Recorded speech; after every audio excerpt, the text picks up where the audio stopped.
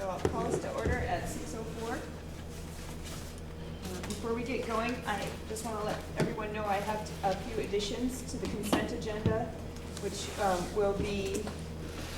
it will include under item D, hiring of Ethan Curtis, special educator, hiring of Ann McKinney, literacy coach, and approving discretionary leave of Mel Levitt, 8:23 to 8:31.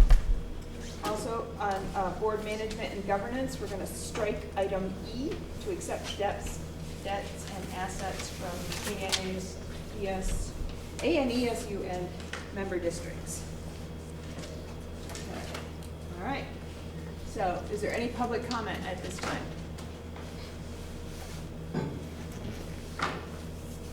Okay. There's no public comment. I'll entertain a motion to approve the consent agenda.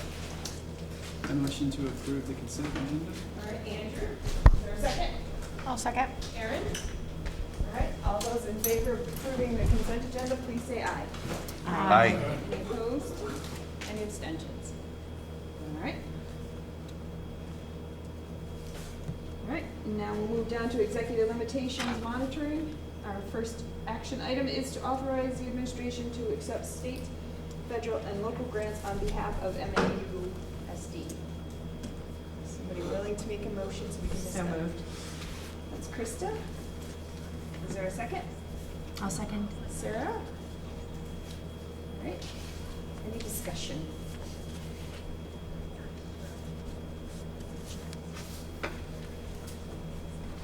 Anything you want to let people know? The alternative would be unfortunate. Right. Will not allow us to accept grant money. Take it all.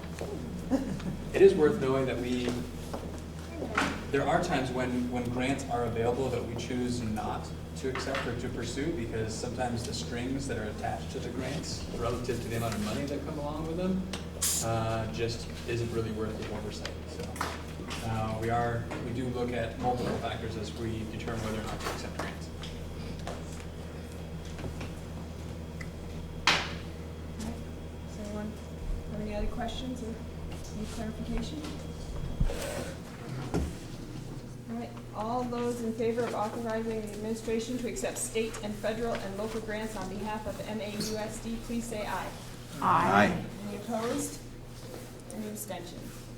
All right. Okay. Next is an update on our planning for FY19. So I put together a brief presentation just to kind of bring everyone up to speed on a few things that are happening now, things that are in conversation now, things that maybe factors more sort of later on than they are now, but some work on the horizon.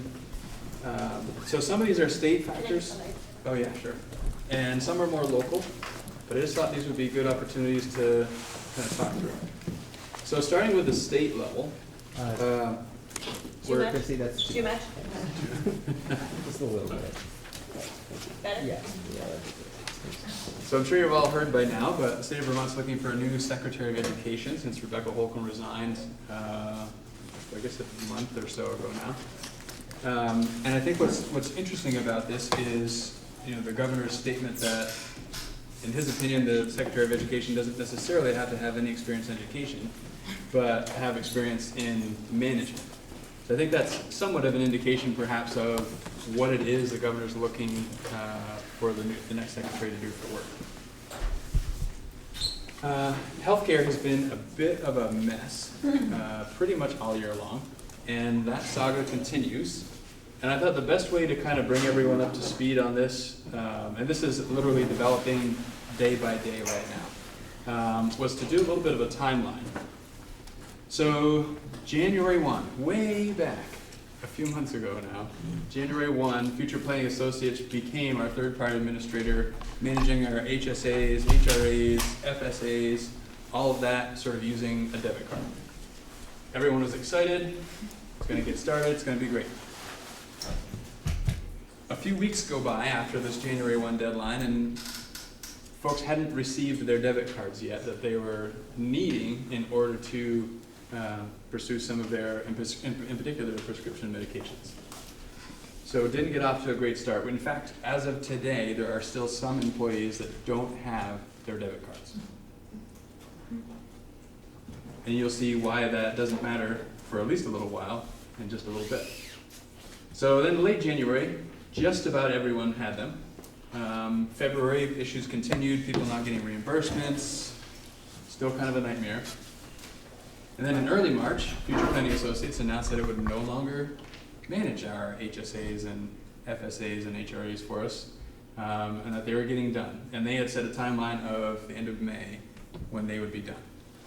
Well, immediately, also in early March, VHI started vetting other companies that could be that could manage our plans for us, and pretty quickly came around to recommending DataPath. DataPath is sort of the parent company in terms of the software that Future Planning Associates used. So the transition was expected to be, and pronounced to be, very smooth and efficient. So we're moving along. Mid-March, we notified everyone that we were selecting DataPath, in part because there was going to be a very narrow window in which these debit cards were going to be inactive. And it was this past weekend through today was the original plan. And so in mid-March, we communicated out to folks, so here are the factors that we considered. Here are the reasons why we think DataPath is the right choice. So throughout the course of March and most of April, working to get DataPath set up and everything transitioned for May 1 being the date we would start with DataPath. April 26, we get an email that lets us know that the blackout period is actually now May 1st to May 20th. And during this time, folks will not be able to use their debit cards, which is in particular a problem for prescription medication, because the employee would have to then be expected to pay the entire cost of whatever the prescription is and then get reimbursed.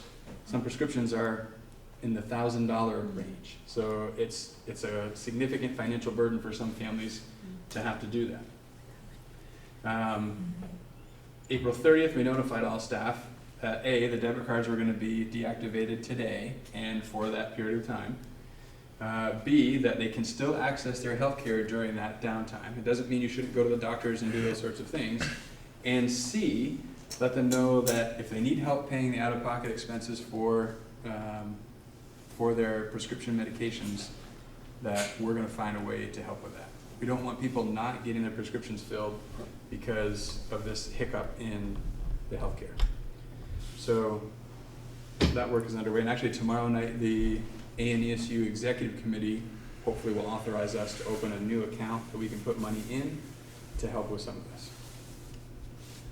So it's been kind of a whirlwind. There's still a lot of unknowns in terms of what does the future look like, in terms of what can DataPath do and what can't they do.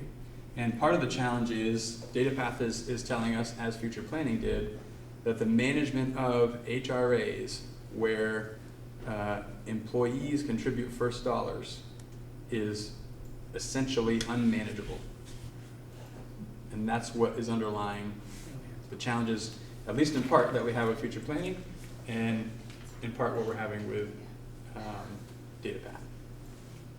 Can I just ask how many other districts are in this situation? I can't give you a specific number, but I can tell you most. So VHI doesn't represent all, or there are other plans people are using, but VHI is jumping in because it's impacting so many. Right, so we basically all have, everyone through VHI has the same plans. It's through Blue Cross and Blue Shield. It's the same 4 options. Where it varies is who's paying employee first dollars, who's employer first dollars, to what degree is it first dollars. So you can imagine from an administrative perspective for DataPath or future planning, essentially every district has a different arrangement in how those out-of-pocket expenses are mitigated. And they have to find a system that somehow is intuitive enough to know with this school system that this employee is connected with, they first have to use this many out-of-pocket personal dollars before any of the healthcare kicks in. And that's where the problem is kind of getting hung up. Steve, you had your hand up for a minute? Oh, I'm experiencing it firsthand. I'm on my wife's policy at Essex Children.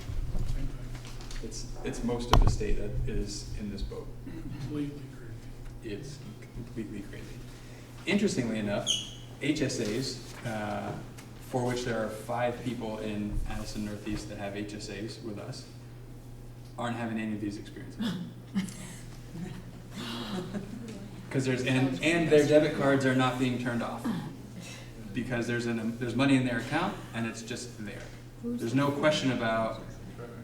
So there's no one covered by either of the 2 collective bargaining agreements because that wasn't negotiated in there, but it was made available to anyone covered by the director's policy or not covered by even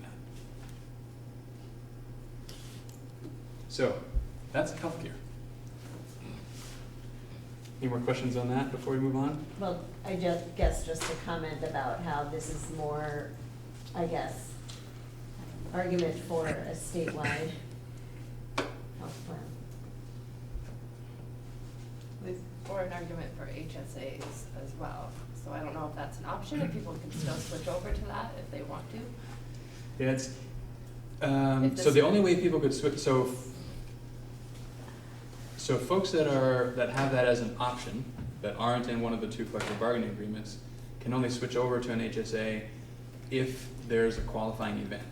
And we're still getting advice right now as to whether or not changing these companies constitutes a qualifying event that will allow that to happen. Other folks that are covered by the collective bargaining agreement, the only way that could become an option is to reopen negotiations to some extent and talk about that as an option.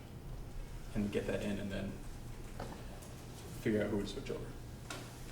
Why, is it a new thing that there's another, like a third-party administrator for the benefits? I guess, why not just like the Blue Cross, Blue Shield? Did they ever directly administer the plans? It's always had a third It's always party. been a third So party. that's not an event that's caused.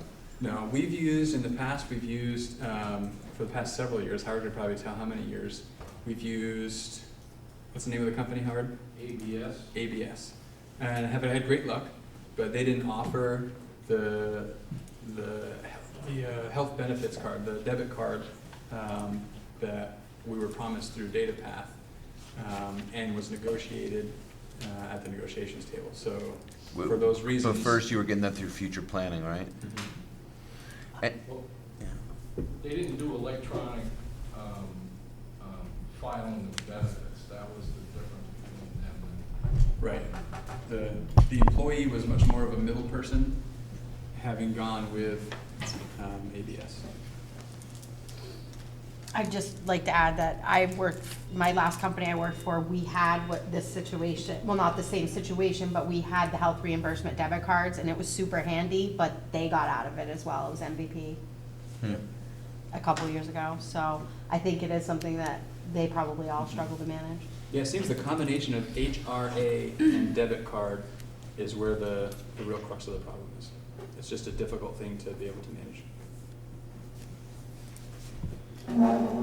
So coming back to the state factors screen. So beyond healthcare and everything that's going on with that, which really isn't so much a state as in the state of Vermont, the entity, more as a state that is happening throughout the state. Really more in line with what's happening at the State House. There's a number of things connected to finances right now that are happening at the State House. So there's H911, which is a bill that's looking at changing the way we fund education. I think we've talked some about that here. That's been a conversation that's been ongoing for a while. How much of the funding is going to be shifted away from property tax to income tax, and is it going to be FY19, FY20? I think there's a lot still in motion with H911, and we'll see in the coming weeks where that goes. There's also H897, which is a special education funding bill, which is looking at moving away from sort of a reimbursement model to more of a block grant model, where it's not based on how many students you have in IPs, it's more based on your total population, and there's a lot more flexibility in how we spend the money than there currently is, which is quite restricted. So that's one that there's, I think, a lot of enthusiasm about.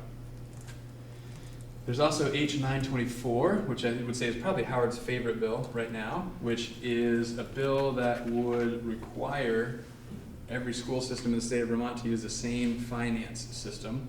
And I believe the finance system has already been identified, and it's not what we're currently using. So that's exciting, because we're in the process right now of, within the same system, making it completely different to accommodate a unified district versus multiple districts. So that means an entirely new account code structure for all of our schools, and it's really a pretty different management process. So the fact that we could, again, in the next year or two, be in the process of doing all that over and going into a new system sounds like an awful lot of work. And then currently the in-house ed, they're talking a lot, seems much more seriously about staffing ratios and determining what level of staffing ratios might be mandated should this happen. And also looking at, for school districts, do they penalize school districts that don't meet those requirements? Or do they incentivize school districts that meet or exceed the target ratio? So that's a conversation that's happening right now at the State House. So very interesting things that could become real or not, and could have significant impact or not. So that was a lot I just threw at you. Any questions about those? Knowing that they're all still in development at this point. Is the staffing ratio, what was the number, 5.25 or 5.5 to 1? Was that? Right, and that depends a little bit. So the way they define staffing is also really important as we look at that ratio. So to this point, we've been looking at ratios when we look at all staff. Their definition in the drafts that are coming out right now is a little more specific. So it's excluding food service, and so there's a list of excluded staff from the ratio to try and be really clear about what's an apples to apples comparison. But they are, as they define it, 5, 5.25, 5.5 are the numbers that are being tossed around right now. Do you know where we stand against that? I haven't gone back to do our sort of measurements against their definition, but when we were looking at all staff, we were around 4.8, I think. So based on their definition, we're probably close, if it's around that 5 mark, based on their definition. But I haven't done the math yet. Krista? Is the, I thought I heard something from the Superintendent's Association president and maybe even the VSBA speaking against that proposal. And I'm just wondering if at some point you have thoughts on if a decision like that were, where we could advocate if we decided to as a board for against supporting this measure or these types of measures, where in the process is our advocacy helpful, and how do we hear about that from the VSBA or from, because I'm assuming when things are proposed, there's reactions across the board, and it would be good to hear what our legislators think about that, and then we can decide if we want to. Yeah, this is very much in the early stages. Right. So I think as it's developing, as they get some more clarity about where this might actually come out of House Ed when it goes to the House, I think that's probably when the time for advocating.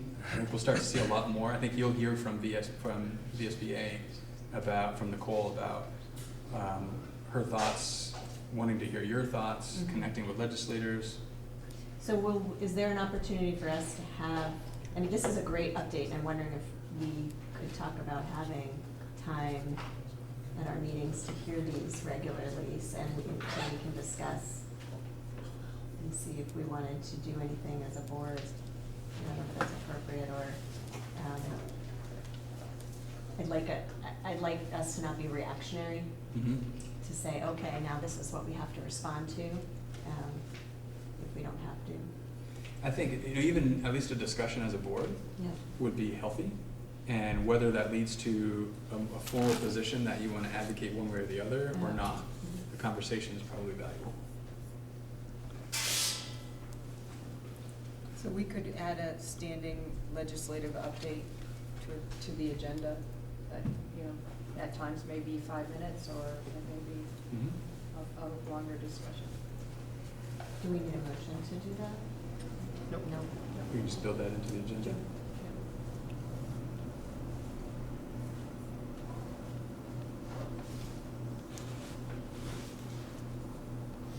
Anyone else? So moving to sort of more local factors, just some of the key points. We'll talk a little bit about consolidation in a couple of different forms, the work of the strategic plan, and some of the structures and systems that are sort of being undertaken right now as we plan for next year. So starting with consolidation, so becoming MAUSD. So this sort of highlights a few of the things that are in process right now, and Howard could probably elaborate on any of these if you wanted. As I mentioned, we're working on changing our finance system so that it reflects a unified district, which means new account codes. The state of Vermont is looking to make more consistent at least the account code structures that everyone's using, even if it's not within the same finance system. So we're early adopters of the new account code structure, which we made the decision to go that route because we felt like that would be one less thing to have to change down the road. And I think that's still true. So at least if we do move to a new account software, we've made the account code structure change already, and that would stay intact, I believe, in the new system. We already have a new tax ID number. We're working with legal advice to transfer all debts and assets. Some of those, there's been some kind of quirky land things going on that took a lot of investigating to go back and see how did different entities come to acquire pieces of land and how do we sort that out. We're setting up new bank accounts and making sure that our billing with all of our vendors gets adjusted. So a lot of behind the scenes work in getting things ready for July 1.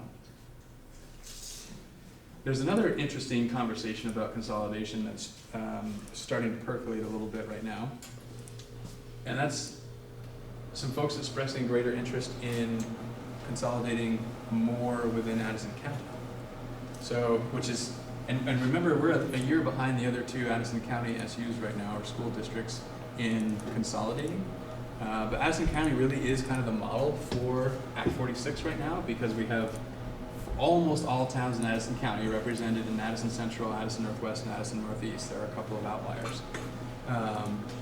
And each one of those three SUs merged to form unified districts with none of their towns kind of hanging off in a sort of modified unified school district, any of those other kinds of arrangements that could have been made.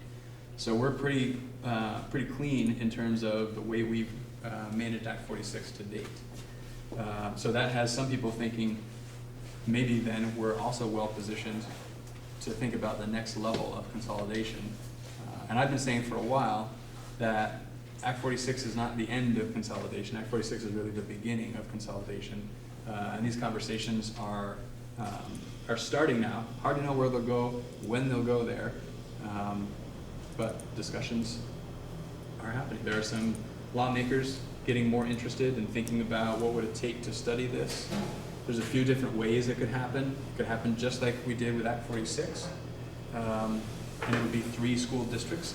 It's hard to imagine that, but in some ways it's less work than what we did to merge our 7 districts into one, to merge all 3 Addison County districts into one, because it's 3 entities and not 7. So it could happen in a similar process to that.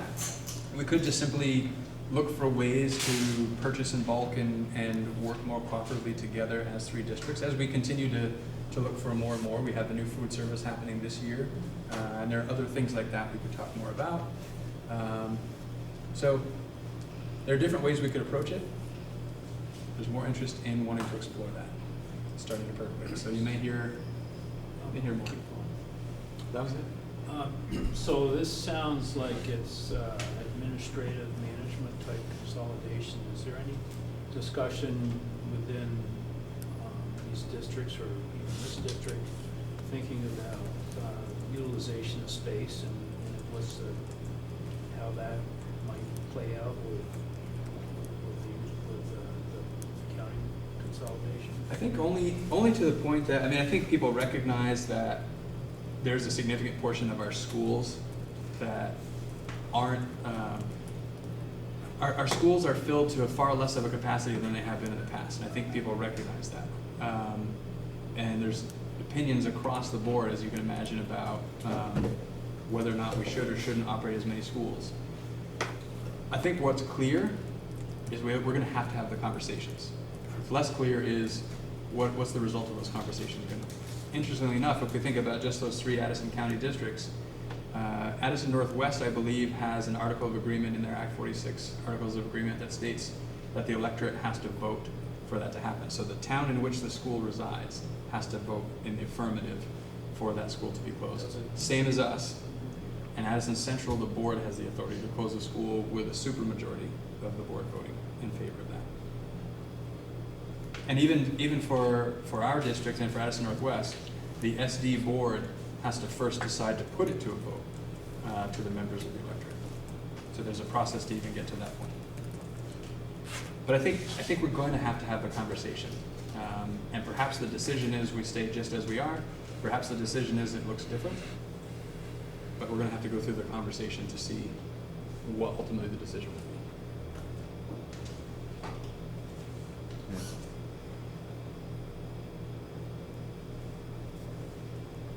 Well, there are other things that aren't 100% decided or figured out from the Act 46 agreements as well, right? Like, aren't there,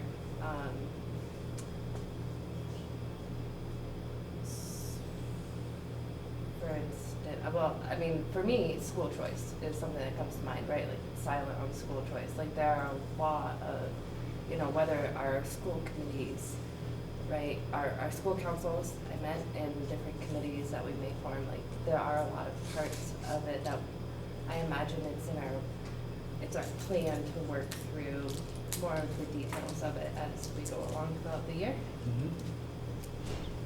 No doubt, there's a lot more work to do. Yep.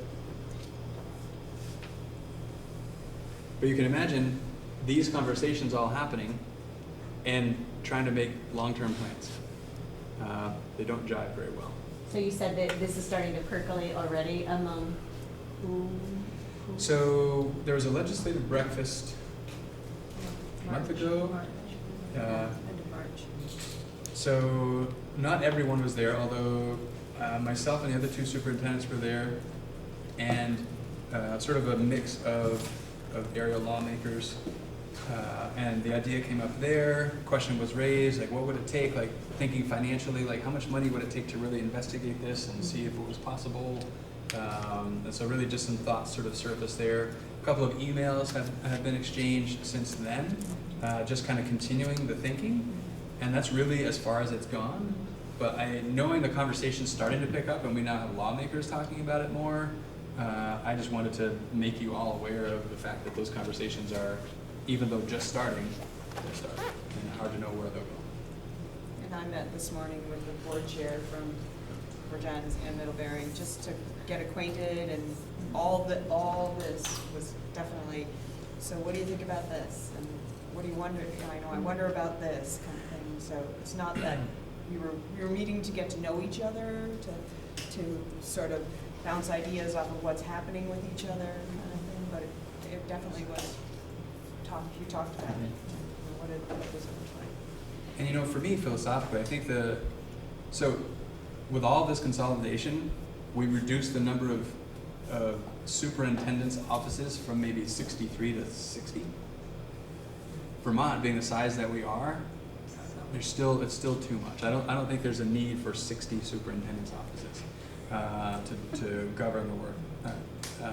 It's not because I'm looking to get out of the job. I was gonna say, you're working yourself out of it. I just think it doesn't make much sense. There are school districts in the country that have more kids than we have in the whole state. And there are places that geographically, I've heard of superintendents in Canada that take a plane to go to some of their schools. Like, so the things that we talk about as reasons why we shouldn't, there are places that are doing it anyway, and it seems to be going okay. So again, I think it's a conversation that's going to have to happen. I don't know where it's going to go, but it's a conversation that has to be had. In the Addy Indy today had the article from Virgins, or Addison Northwest, and it was about their public engagement, and exploring this was one of the questions that was raised within the article. So what their public engagement was doing was interesting. And the reality is, you know, for every superintendent opening, because of how many positions there are, there's 15 maybe candidates, and it's the same 15 for the 18 positions that are open every year. So it's, even that's, I think, evidence that we ought to be thinking differently. So is there a possibility that there's discussion in this if this unification discussion moves ahead, that there's some consolidations of buildings as well? Yeah. So far as like we're thinking about the bond, but you know, if this goes towards unification, basically farming folks out to Virgins or Middlebury, even that far? It's interesting to think about what could be. So now we start down the path of, well, if this, then that, and there's so many scenarios that you could play out that it's hard to imagine. But let's say we were, so most grandiose, at least where my head's going right now, most grandiose would be all 3 districts become one. Well, now the idea of magnet schools becomes a possibility. Yeah. A school for the arts, a school for the sciences, a school for whatever, where you could really specialize and think about the depth of programming that you might offer in those schools that's hard to replicate 3 times over for each of the 3 schools. And then transportation issues start to come to mind, and then we really start spinning. Yeah. But it's interesting to think about what could be under different circumstances.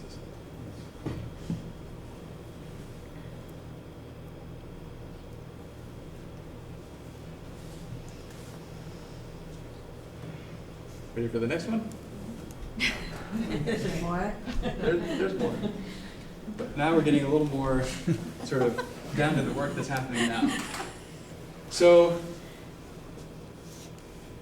if I were to use my crystal ball, 5 years from now, I suspect we'll be operating the schools we have, and we won't have yet consolidated as Addison County.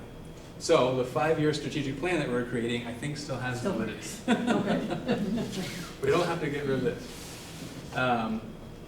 So just an update on this. So when I think about the next few slides, we're going to be talking about some of the systems and structures. To me, the work that we're sort of outlining here in the strategic plan, that's really the heart of the work that we have to do for the next 5 years. This is really about the teaching and learning that happens in Mount Abraham Unified School District. And then we'll talk about some of the systems and structures that really need to be in place to enable this work to happen. But right now, in terms of an update, the action team work is nearly complete. So there are 4 action teams, each of them working on their strategic goal. Those 4 action teams account for probably in the neighborhood of 30-some people that have been working at this for probably over a year at this point, to really think about where do we want to be in 5 years and how might we get there. So that work is coming to a close. The steering committee is now really thinking about what is the audience, or what are our audiences for this plan, and what's the message that we want to convey to each of those audiences, and what's the delivery method and how we might convey that message given the different audiences. And our hope is that by mid-June, so by the end of the school year, that we can have some concepts ready to send to publishers to start getting some drafts of the types of communication we want to send out ready to go, in the hopes that for the start of the next school year, we have something ready to launch.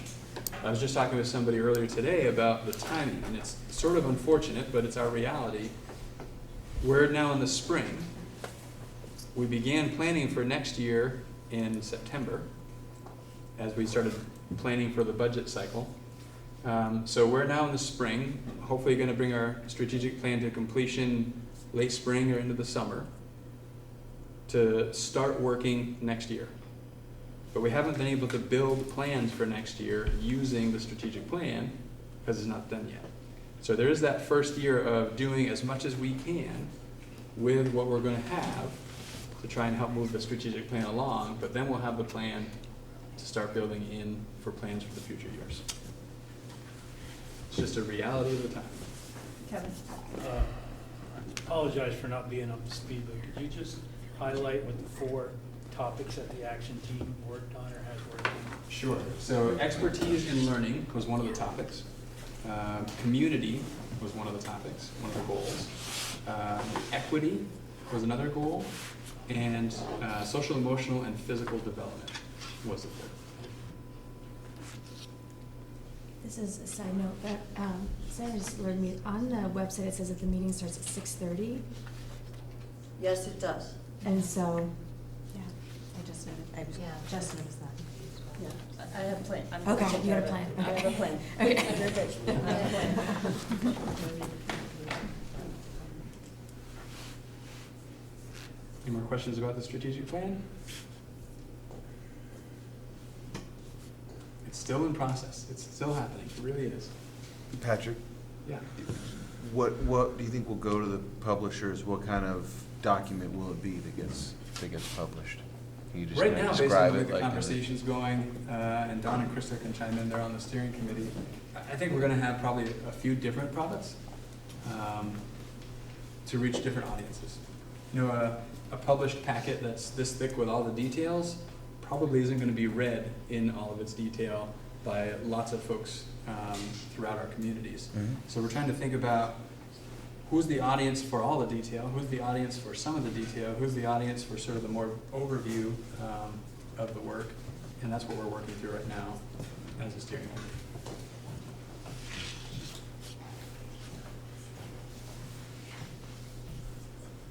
So some of the structures and systems. So the EST process is something that is getting a lot of work right now. You know, as we started thinking about the kinds of support systems that we wanted to put in place, and really as we started thinking about what are the staffing needs across our schools, we tried to identify need in part by looking at how many students are on a plan of some sort. And as we started to dig into the EST plans, we realized the plans themselves are very different across schools. The processes that are used for students to be identified as in need of a plan are different across schools. So we needed to really tighten that up before we could have any conversations about equity using these plans. So that work is happening right now, and really the goal is to have a consistent process across all 6 of our schools, to make sure that the process in every one of our schools for every one of our students is database, that we're actually looking at data that indicates student need. There's always a place for teacher judgment, but we have to have data as a central part of the conversation as well. And really ideally, because a lot of these students have needs in more than one area, we want to be able to triangulate data, prioritize what are the needs, and then have a really targeted intervention that matches what that need is. And also having really clear entrance criteria and exit criteria. Oftentimes students that are on an EST remain on an EST for a long time.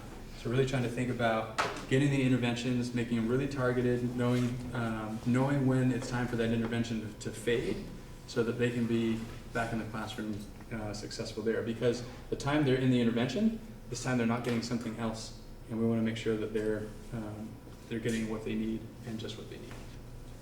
And that kind of speaks to being timely. So the goal would be that students have that support in a timely manner for just as long as they need it and not longer. There's also a lot of work happening with elementary scheduling right now, and this is tied to the concept of sister schools, recognizing in particular with coaches and interventionists, but in addition to that, other shared staff, that we want to make sure that we're leaving as much flexibility as we can, knowing we have those shared staff. And by pairing the sister schools means schedules really only have to work between 2 of those schools and not multiple configurations of all of our elementary schools. What that has also created is an opportunity for what we're calling win blocks, so what I need blocks. These are times when, and the way it's working for the sister schools right now is in the morning, one of the sister schools would have their win blocks kind of waterfall, and that means interventionists and all the support folks that are shared would be in that school during that time, so that it's sort of all hands on deck during that win time. And then the other sister school would have their win blocks in the afternoon. Those shared staff can all be available to support that time in the other school. So those are all connected to the elementary scheduling.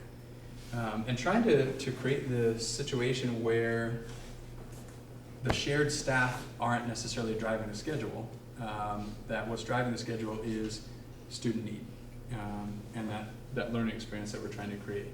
And we feel like we're headed in the right direction, at least with the elementary scheduling work that's happening now. And in terms of staffing, so you'll see the connection here to the sister schools and the win blocks because that has a staffing impact as well. the whole idea behind this, and this connects back to the DMG report and other reports, it's about trying to put staff in the place where they can do their best work. So trying to align staff expertise and student need in the best way that we can, through special education, regular educators, intervention, etc. So that's where that utilizing expertise comes. And also thinking about clarity of roles. When we think about the work of a coach and the work of an interventionist, each of those roles is pretty intensive. Requires ongoing training, but they're also very different. And so the idea of having a person be a coach and an interventionist became less and less desirable as we were really talking through what this would look like. And so ultimately, lots of conversation, but ultimately I had to decide, and decided coaches need to coach and interventionists need to intervene, and to keep those roles really separate so that they can do their best work and they can focus on the role that it is that they're in, and they can continue to get professional development in that role and not have to spread themselves across multiple roles. Same idea with subjects. So you couldn't be an interventionist in math and an interventionist in literacy, because one, we want to play to your strengths, and most people have a strength in one area over the other, and two, for the ongoing professional development, we'd like you to be able to focus in one area so you can really become expert in that field and maintain that level of expertise over time. So those decisions had impact on staffing, as did the sister schools. By really wanting to stick to the sister schools idea, it meant some people had to move to different places. I did some counting, and that ended up being 14 people that had to work in a different school, at least one other school. 10 of those 14 are going to stay, at least in part, in the school they're in now, and also work in another school. And 4 of those 14 are going to not be in the school they're in currently anymore. So it does have an impact, but the reasoning behind it is to enable the people that have the expertise and the role that they're playing to be where they need to be to support kids. So with the wind blocks and the elementary scheduling, I think that sounds really interesting. So what will you do to engage the students who aren't requiring intervention during those wind block times? So there's a lot more conversation to be had about that, but there's a lot of possibilities in terms of what's happening during that time for students that aren't in intervention. Could be enrichment, could be a lot of different things. But more conversation will need to be had to think that through more. Unless there's something just breaking that I'm not aware of. I mean, there's so many really good ideas going on right now, and we don't have everybody yet at the table to be able to really put some meat on those bones, but we will. I mean, people are talking about interest Facebook groups, problem-solving groups, innovative, creative, whatever kind of fits an extension for a kid that makes sense. We'll get there. And that's the idea with the what I need. It's not what I need if what I need is an intervention. It's what I need for all students, and thinking about how we might meet that range of needs.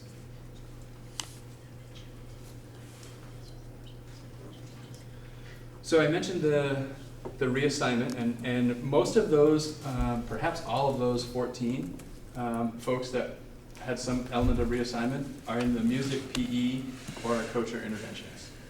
Those are where the shifting happened to get the sister schools to be where they needed to be. And there is some reassignment of support staff as well, and really in particular because we had a number of reductions in support staff, and so it wasn't as simple as wherever the reductions fell, we'll just keep the numbers there. So I think the folks who were reduced in the support staff were disproportionately placed here at Mount Abe. So Mount Abe couldn't just assume that reduction because those people are currently here at Mount Abe. We had to, after sort of the dust settled in terms of exactly who is RIFT and who's not, we had to look at who are the players left and how do we allocate both in terms of numbers of people, but also trying again to think about what's the expertise that individuals might have and how might they be placed accordingly based on student need. So those were the factors that were taken into consideration as we were reassigning support staff. And then conversation, so I think you all know, I did a survey for Policy 2.1 that you'll get to see next time at this meeting. And some of the input was around input. And what level of input staff have had or have not had. And I sent a communication out that I think was copied to all of you as well, trying to kind of articulate that. And as we kind of walk through some of the decisions that were made, you can see the challenges in what kind of input for those decisions could really be asked without putting teachers in a position of having to say, we should or shouldn't keep this programming or move staffing in this direction, without putting teachers in a position that we shouldn't be putting teachers in terms of staffing decisions. So it's been really tricky, but I see that as part of the role in setting up the structures and systems so that the work of the strategic plan, as I said, which is really the heart of the work, is the work we can focus on collaboratively and really see that work forward. And that process for strategic planning has been collaborative from day one, with the makeup of the teams the way they are, and even going back to sort of pre-day one of the strategic plan in creating the vision for what was then, I think, ANSD or whatever the acronym was we were using temporarily. It was even, I think, before MAUSD. And that process will continue to be collaborative through the end of the creation of the strategic plan, and will be collaborative in the implementation of the strategic plan.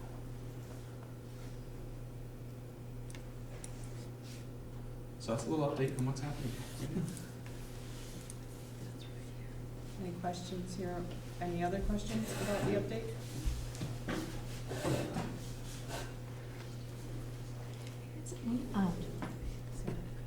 This actually might not be germane to this, but going back to when we do the legislative update, is there any chance that like those bills that we could have a printout of what, or like some information prior to the meeting of what each one of those bills says?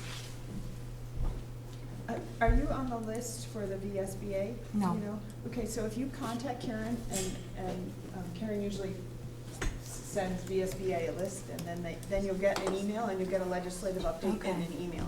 It'll come That'll right do it. to you. Right. Okay, I'll email it. Thanks. You have all the detail you want. Is now a time for me just to quickly mention the continuous improvement plan connection? Yes. Just quickly. All of what Patrick has described and what we know to be true around the strategic plan process is also something that the state somewhat replicates in what in the past has been called their continuous school improvement process. You've seen action plans over the years. We were in a little bit of a break for the last couple of years while the state sort of reorganized.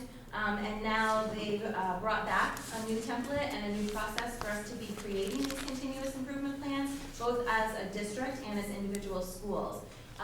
We've been trying to push it off a little bit because the strategic planning process has been happening and we didn't want to replicate or have dual processes going at the same time. But the time has come where we really need to provide the AOE basically some sort of an update on where we are in our process and how it somewhat fit their structure and their template. So we have submitted some information about where we are currently in our strategic planning process. What I did was I just took our topics, our action team work, I took the objectives that we've been playing around with, and I know they're still in draft form, and I've connected them with a lot of backup material for the AOE to take a look at, and that was just a couple of weeks ago. We felt a little bit of pressure in terms of if we didn't have a continuous improvement plan to this date, that might have implications to our being able to access grant funding in the next month or so. So I really wanted to get that done and didn't really want to tap into everybody all over again to do something that was really going to end up being our strategic plan. So, but it's important that you know that, and then we'll be working on the school's rendition of their plans in the upcoming months. Just a little update there behind the scenes. Thank you. Anyone have any questions regarding Katrina's update?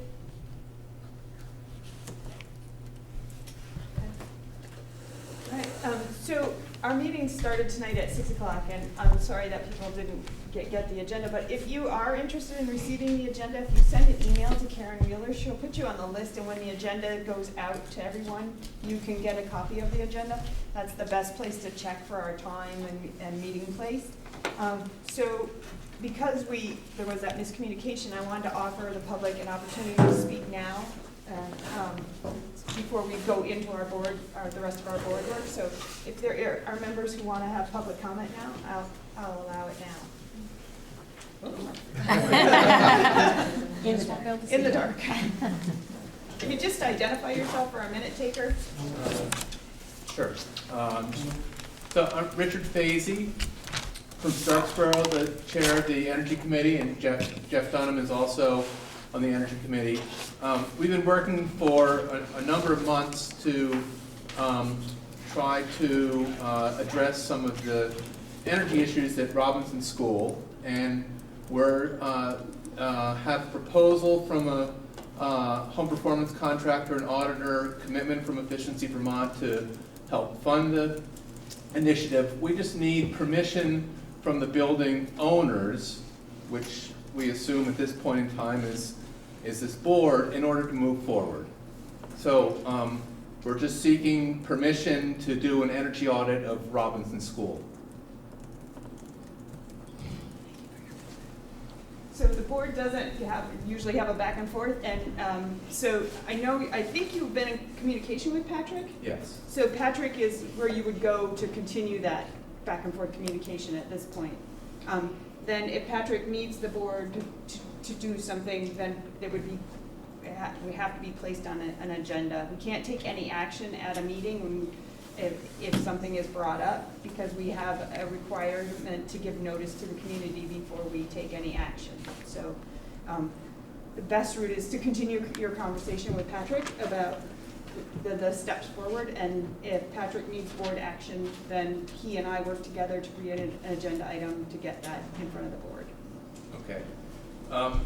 Just in terms of time frame issue, we have interest from teachers and students to participate in the audit process as an educational effort, and if we wait another month, we're afraid we'll lose that opportunity as well too. So just a time frame issue as part of that.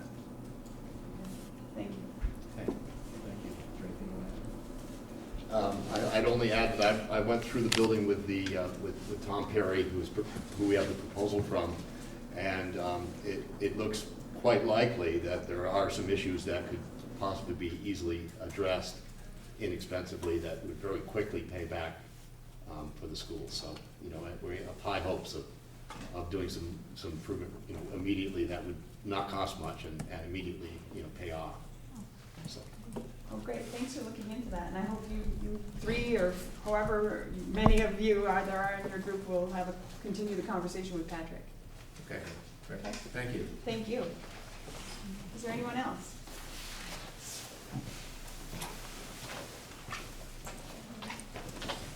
I have a lot of questions, but my name's Patty Headley. I'm a retired teacher, and with the new process, the new board, and it's like, where does the community fit in? But I just can't answer that question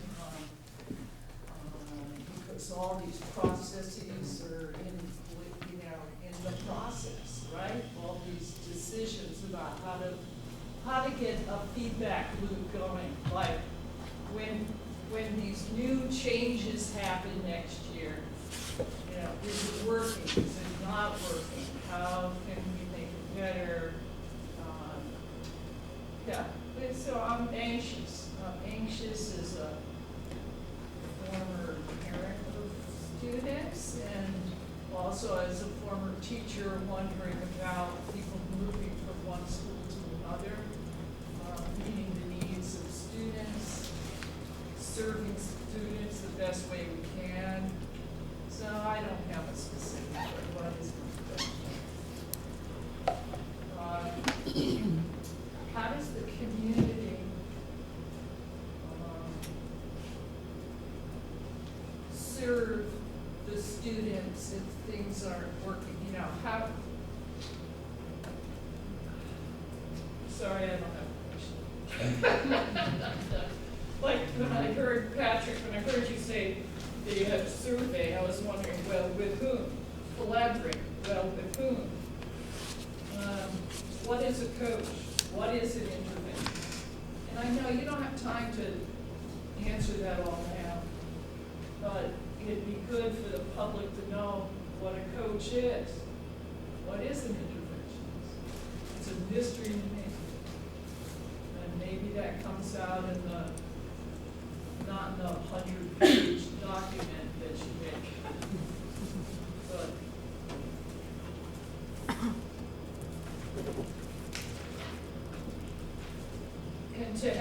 continuous school improvement is like,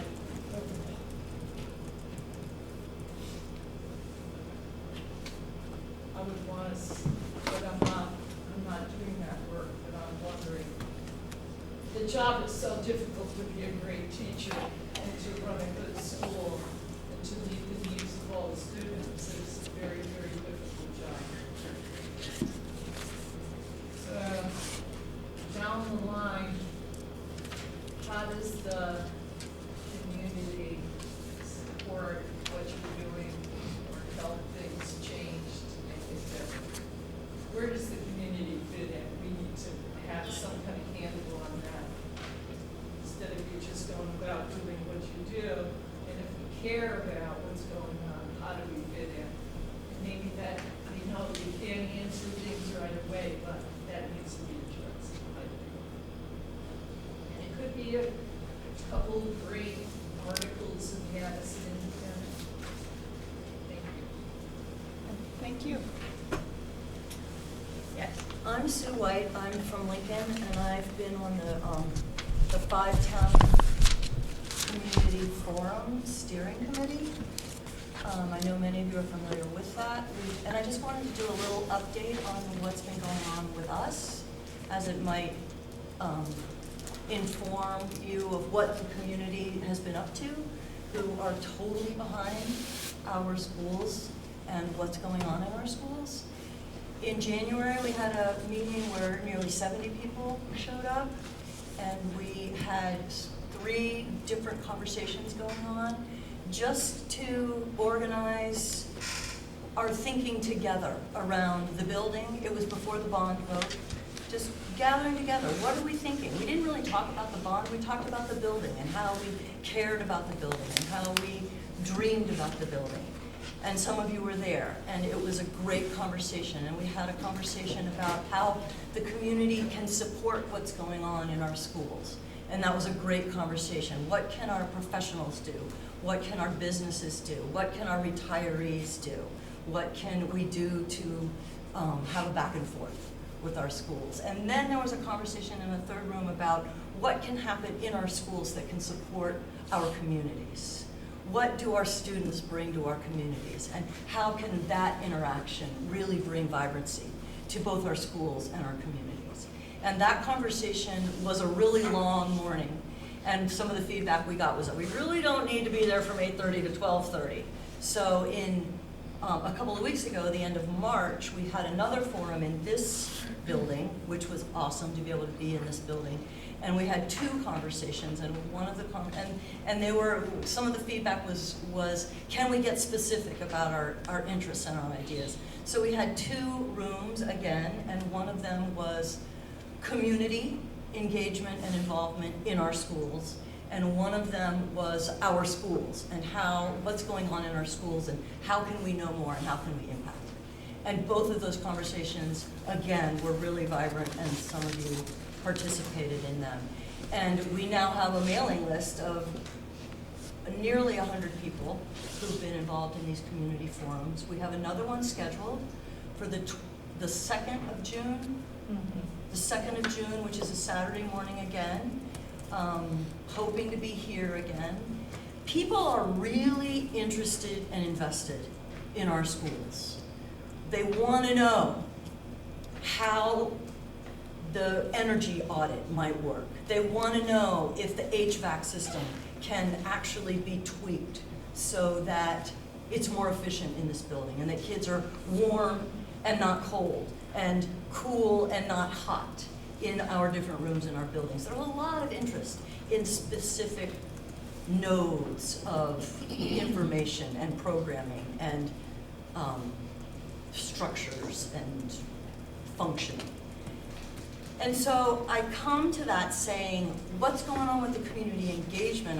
I'm really curious. There aren't any minutes from the community engagement committee from this board. Unfortunately, I wasn't aware. I don't think anybody really was aware that that meeting was happening, or else we might have attended, maybe not. But anyways, what's going on with the community engagement committee? And is there any reporting out that collaboration can maybe happen between these really interested community members and ready to be involved. I've got groups. We kind of divided ourselves up. Who's interested in HVAC? Who's interested in student community connections? Who's interested in, we had 7 or 8 different pods, and we've got these groups ready to mobilize if we can light the fire and if we can get that interface that everybody wants, I think, to make our schools and our communities and the people in our schools and the people in our communities connected and, to rise all ships kind of idea. So that's my little report. It would be awesome if more of you wanted to attend on the 2nd. I think, and the other thing I should share with you is that we've had great coverage by the Addie Indy. Christopher Ross has been amazing, and Neat TV has been amazing. And one of the things I think we're modeling at these forums is a different kind of process. It's a process where every point is valid, and every point is heard, and every point is recorded and made note of and offered some sort of feedback in the loop, in hopes that those connections can move us forward in whatever we're moving forward in. Thank you You're for welcome. sharing that with us. Thank Yeah. you. I just have one quick thing, very quick. Ex-Sudliv, just to finish off what Sue said, thank you, you did a great job. I just want to, make it really simple. The mission of our group, we've been meeting together, is really just to promote community engagement and just to provide a place where everybody's voice is heard. And we just hope we can join forces and work together for the board in some way to keep that going. Thank you. Anyone else?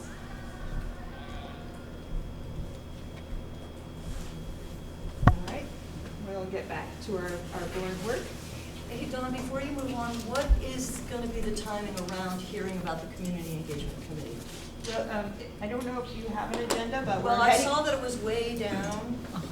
Well, there are bits and pieces of information that may be presented earlier on in the agenda that may be valuable to some of the concerns that have been raised in the public comments. So That I wasn't would here for. encourage, no, you Oh. were here for, so I would encourage just to, if you can stay, to stay as we work through our agenda, because you may hear some answers in some of our discussion. Great, awesome, thanks. All right, Are you willing to say what's on the agenda? would you like one? We have one right here. Thank you. Thank you. When do the agendas generally go? I have it in my phone, but I just saw it today, and I sent email to our list wanting to advertise this meeting, and said, and I went to the website and it said 6:30, come to Mount Aim, it's gonna be great if you can bring your voice, bring your head, and I had it on my calendar to come at 6:30, and I didn't go to look for the agenda until I got here, because I didn't think that I needed to see it ahead of time. Right, well, as Patrick and I build the agenda, the list of work got longer and longer, and so our options are to try and cram it all in and No, I not have a understand. thorough discussion, or to build it. Like, the best way to keep updated on the agenda is to email Karen and ask to be put on the board agenda list. And then when the agenda goes out to the board, it goes out to those community members that request it, and you get it. So you'll, if there's been a change or something's different than what we've normally done, it'll be on that agenda. Can it go on the calendar too? I think normally it would, there were some extenuating circumstances Yeah. around this. You did know, just FYI, that it wasn't on the events calendar for tonight, the tandem calendar on the Mount Aid website. There's one tomorrow night, but maybe that's a Bristol board meeting? No, tomorrow night is the There are lots of legacy meetings board, tomorrow night. so it's the boards of the smaller schools that are still Okay. existing, for another couple of months. Because it wasn't on there for tonight, but it sounds like you knew that. Okay. It was on the calendar for 6:30. Best way to do is get on that agenda list. If you wanna know when it's happening, get on that agenda list. Email Karen and ask her to, here's my email, please send Right, me. but you realize my issue is that if I'm trying to Absolutely. communicate with 80 people, Absolutely, I need to get it on their calendar. right. Right, so typically the agenda is out a week ahead of time, so if you're on that list, you'll get it when we get it, and then We you can have change it, you would have calendars had as a we week. Okay. So board management and governance, our first action, or possible action item, is to form a bond study committee and to give them a charge. So. Don't all hop up at once. And you're saying you need a motion in order to We need a discuss this? a motion to discuss, yes. Well, I'll make a motion so we can talk about it, but we should form a study committee, a bond study committee, and give them a charge. Is there a second? I second. You can pick Caleb or Andrew. Pick Andrew. Better for that. All right, now you can discuss it. Maybe you want to know what's happened in the past? I don't know. Maybe you don't want to know what happened in the past. Maybe you want to go completely outside of the box. Big topic to start.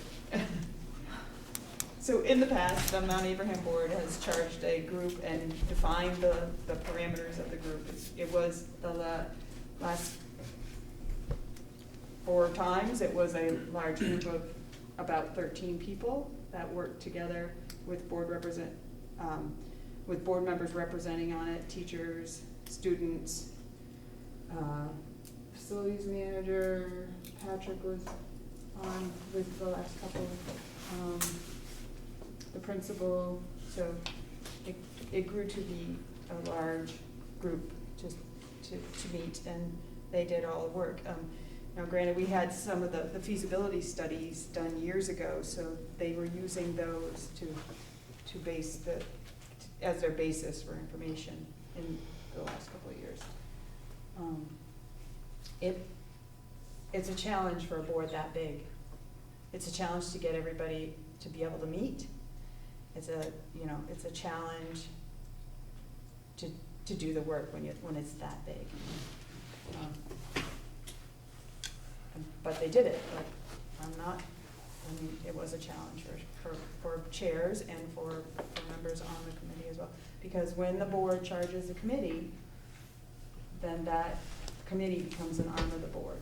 So they are bound by the same rules that we are governed in our meeting. So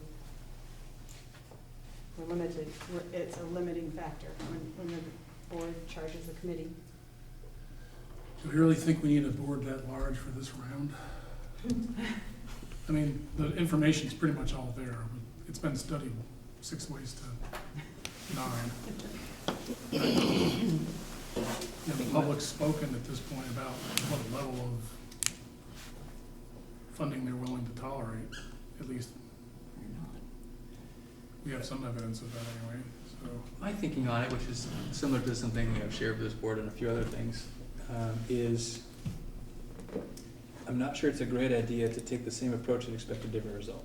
Sure. Right. I don't know what the different approach is. I think there's a lot of different ways we could go about it. But from my perspective, I think we need to think about what those different ways could be. And I would say any path that's different from the path we've taken 3 times and failed is a good path. Just in general, I have felt the fact that it was just about this building and not about us actually as a board studying and examining all at this point of our properties and thinking about doing it at the same time. It's more involving of the whole community that way as well. Alice? I wonder if, rather than going straight to a bond committee or something like that, we actually form a committee that investigates different ways of doing this, not just a bond. So maybe we could look into a capital improvement plan or a way to fundraise for certain aspects of the renovation, where to really focus the money, that kind of thing. Come up with a different plan. Well, I'm just gonna be a parrot, I guess, because, I think, you know, the name of the group for starters should not be bond study. And, you know, it's been alluded to by the last two people that, there needs to be, and it can't be linear, it probably needs to be parallel, but there needs to be a study of utilization of all the buildings in the district and weigh that with what the needs of renovation are for Mount Abe. I would, a fresh start is a great way to do it. This project has been termed platinum plan, gold plated, Club Med, in the circles that I travel around with. And so there's a lot of concern about the cost, if you will. So if we go back and go right back to the beginning and look at the architect and then revisit what the needs are and that sort of thing. I think it's very important for whatever group is formed.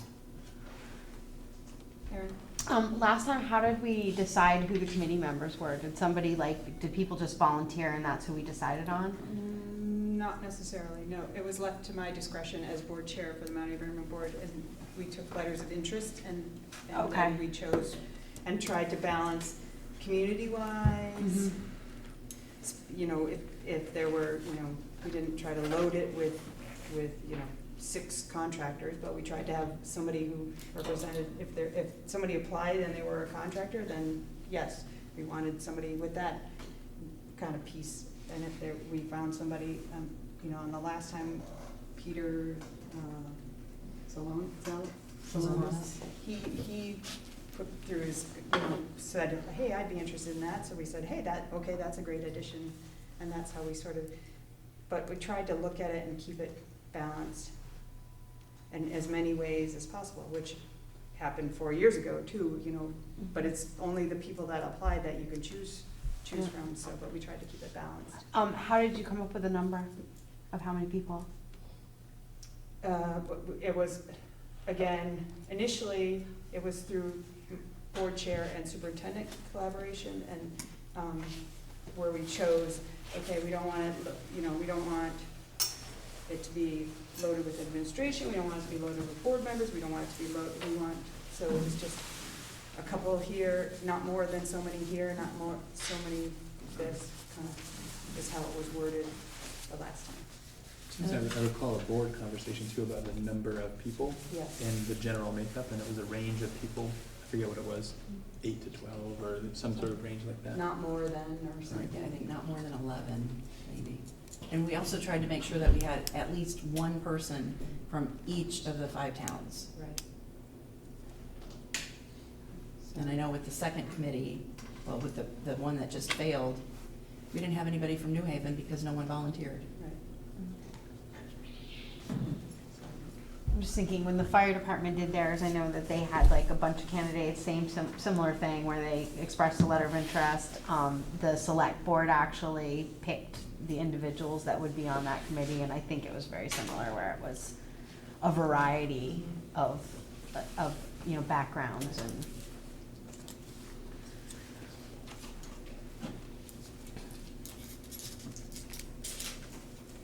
Liz? Well, I also would like to point out that this would be an opportunity when we're all thinking of doing it differently, that yes, this committee formed by the board would have to have warning and minutes and operate in a certain way, but that doesn't restrict them in any way from attending and being a part of other community conversations that might be going on, where they could learn from other sources of information and conversations. So that might be a way that to bridge it, since we know that the conversations are happening around some of these topics already. So that even if it was a smaller board, I think there's already a large group of people, right, talking about it right now. So I would be comfortable if we had a smaller group focused in on this, and then whatever they need, if I were not on it, from say the community engagement committee could support this group as well. If they wanted a survey done, maybe we could help put that together. Like, it would be a shared effort by all of us. Is that true? Well, is that kind of how, I mean, everybody would be working on it in their own way or in some way? Maybe? I don't know. It depends, I think, on what we come to terms to be, you know, our idea of how we're gonna go about this. I do know that I was looking around to see in Vermont if there were other ways of doing things, and there was one that I read about that operated on the same idea, like the strategic planning, where there's a steering committee, and then which was a smaller group, and then there was a larger group that was another committee that was charged to go do the work. Once the steering committee identified the work, then they charged the larger group to go out and get the information they needed to make the decision. Then the steering committee became the one who made the recommendation to the superintendent, kind of thing. But they sort of looked at, you know, some options, and then sent another group, a larger group, out with the task of gathering the information and then also keeping them involved, so that then they were going to go out and help get that community support when the time came. Once the steering committee identified the path, then they were going to help get the community behind them. In that, sorry. Sure. In that case, was it a board steering committee? Yes. Yes. And they were more, it seemed from what I was reading, like they were more of a filter. They looked at options and then gave tasks to the bigger committee, saying, we need information about these 3 questions. Can you get us the information? And then they tasked, that bigger group went maybe to existing community groups to, you know, gather, hey, what do people think about this? Or spread the word. You know, it could be spreading the word, like Tori from Winooski said to us, you know, that the coffee groups where you five of your friends and then they go out to 5 of their friends, kind of thing. But Allison. Was the steering committee that you were reading about bound by warning meetings, agendas? So they weren't very flexible and nimble? Well, so if you looked at that, I sent out some documents very early this morning about open meeting law. And if the board charges, you are bound by open meeting law. So if it's a community-based organization, something that the community starts, a sort of grassroots from the community on the outside, they're not bound by our rules. So, I like that. I mean, from, Oh, no, oh, sorry. please. Well, I like it because it's already happening, and it's, I guess I think, well, a couple of thoughts. One, you know, despite the really noble efforts of lots of folks at this table and other tables, we haven't been able to get it done in the way we've been doing it. And I think that as a board, we may not be the vehicle to build the kind of community engagement we want for something this big. And yet we want to facilitate that, and we also want to encourage that kind of collaboration with Patrick. And so I'm not sure the best way to do it, but I like the idea of not being bound by the rules and restrictions of a board committee. That was the first thing I was going to say. And then the second thing was that there seem to be so many big questions right now that sort of make a bond specific to this school, kind of to Sarah's point, really a hard place to start, where so many other bigger connected things could really impact what we do here. So I have mixed feelings about going down a very specific bond path.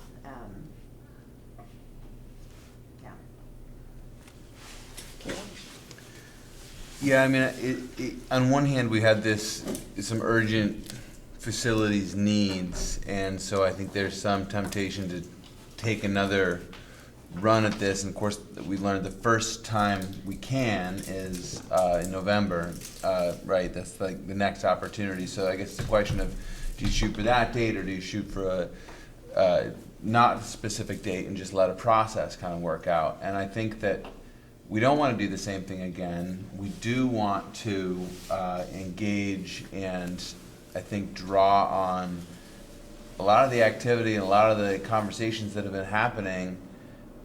And I guess I wonder if, because it's hard, once we form a group that says, go out and do this work, then there are certain constraints that come into play. But if we have a group that is charged with gathering information from community groups that already exist, so in other words, like the charge of one group that's formed from this board is to sort of go out and form a process by which, and maybe it's related to community engagement, but form a process by which to sort of taking a lot of this divergent thinking and somehow synthesize it in a way that can inform the work of kind of the next bond committee. It's almost like we need a study committee before we, a study committee on how to go about having a bond committee that can look at what we've done, what's happening in the community, and frankly, I think for the next time we take a run at it, we need a little bit of a side thought, but we need, to my view, more of a marketing plan. And maybe that's just identifying the real priority issues that have come up on the last bonds, the things that come up over and over again, whether it's the HVAC issue or another specific thing, whether it's how facilities changes are enabling new education plans or new changes, but kind of pick some or new focus on career development. Don't list don't give the whole kitchen sink in terms of the bond promotion, but get a little bit more targeted and inform that targeted approach with kind of some outreach. Because it kind of feels like right now you got to just kind of head into it again while there's all this good stuff out for us to sort of grab onto and learn from would be a little too hasty. Just the last thing I'll say is I know we've got this $1 million, or I think I don't think I know anything, but I think we've got this $1 million that was sort of in there to cover some part. Like if we did vote for the bond, it would have covered an interest payment or something like that, but now that it didn't pass, it is there for actual facilities work. Is that accurate? That's great. And I just, as a one thought, have wondered, we went a couple weeks ago to this training on public engagement. They talked about participatory budgeting. And I just thought it was this interesting idea that's been put to use in places and has had some really interesting kind of outreach successes and getting a lot of people involved. I'm just wondering, is there some carve out of that money that might kind of be put out there as like a first, and that's a little more in left field than the other stuff I was saying, maybe, at least to me.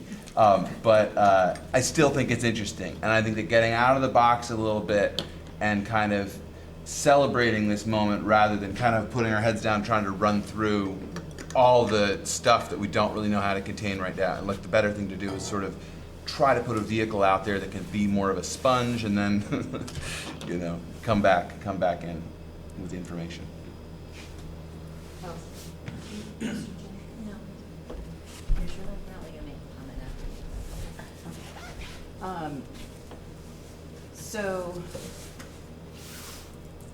the $1 million that's in the budget, my understanding is it has been spent, or a good portion of it has. Yeah, so this year. So it's not there in the budget. It's not, and it won't be as carryover. So in the next year's budget, we won't have $2 million. We will only have $1 million because the current $1 million has been utilized. Correct. Okay. So I just want everybody to know that. But there is another $1 million in the next year's budget that's kind of earmarked, or that So the $1 million in FY19 is the same as the $1 million that was in FY18. It's if a bond should pass, that would pay for some portion, depending on how big the bond is, of the bond principal and interest. If a bond should not pass, that money is there to make facilities improvements to the building. That was the whole reason the money was put in there to begin with by the Mount A board 2 years ago. So that, because previously Plan A was bond, Plan B was whatever we can with whatever we find left over money at the end of the year. Wasn't a great Plan B. So Plan B became, Plan A was still a bond, Plan B was, well, we're gonna put some serious money into the budget to start tackling some of these issues if a bond doesn't happen. So that's still sort of the mentality as to why the money stays there. Jen? So I like the idea of not calling it a bond committee, but I think that it makes sense to form, maybe it's a facilities improvement committee or something like that.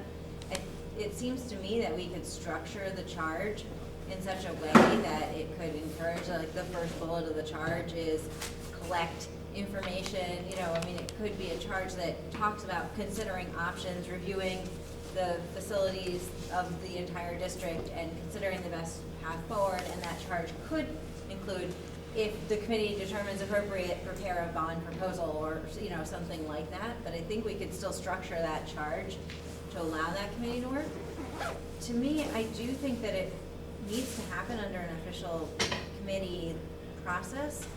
To me, having chaired a few committees, not too many, I think what makes it more unwieldy is the size, more than the rules for that committee. So like we had a communications subcommittee for Act 46 that was 4 of us. And it's not that big of a deal to get 4 people together because, you know, people's schedules are more flexible that way. You know, by having it be an official board committee, it means that the meetings are warned, so if people from the community want to participate, they can. And it means that there's minutes so that people can find out afterwards what that committee did. So I think, to me, I'd be concerned about trying to avoid, you know, that opportunity for public involvement. I think it's also, But what you were talking about, Don, initially with a study group would be sort of a free-form activity as opposed to a charge? No. No, I think we could give it a charge to, you know, to look at, to give us, it could be something like, you know, to present one option, 2 options to the, you know, to the superintendent, who would then make a recommendation to the board, or it could be, you know, search out whatever the top 3 items, and you figure out how to get, you know, figure out what the top 3 proposals could look like, or. So it'd still be a I charged think it could be group. structured, but I don't think it has to be, I think there's a lot of room to give, you know, to look at the facilities needs of the district and come up with a plan kind of thing. And if they need to go out to use these community organizations to get some answers, that would allow them to still do their work, abide by the rules, board rules, and the open meeting laws. But they could certainly have a workforce to give them to help. Or it could be another committee, that is a board committee that does it too. So I don't think it has to, it depends on how you structure. So I'm getting confused about drawing the lines between the two things. I thought when you were talking originally that group would have greater flexibility. You wouldn't have to be as concerned about how you worded it so they weren't bumping up against the wall. But So if we say form a steering committee, the steering committee has to abide by open meeting laws and the board. yeah, is an arm I of the understand all board. that, but as far as the charge is concerned, you can be a So- lot more flexible with the charge as opposed to a direct committee or not.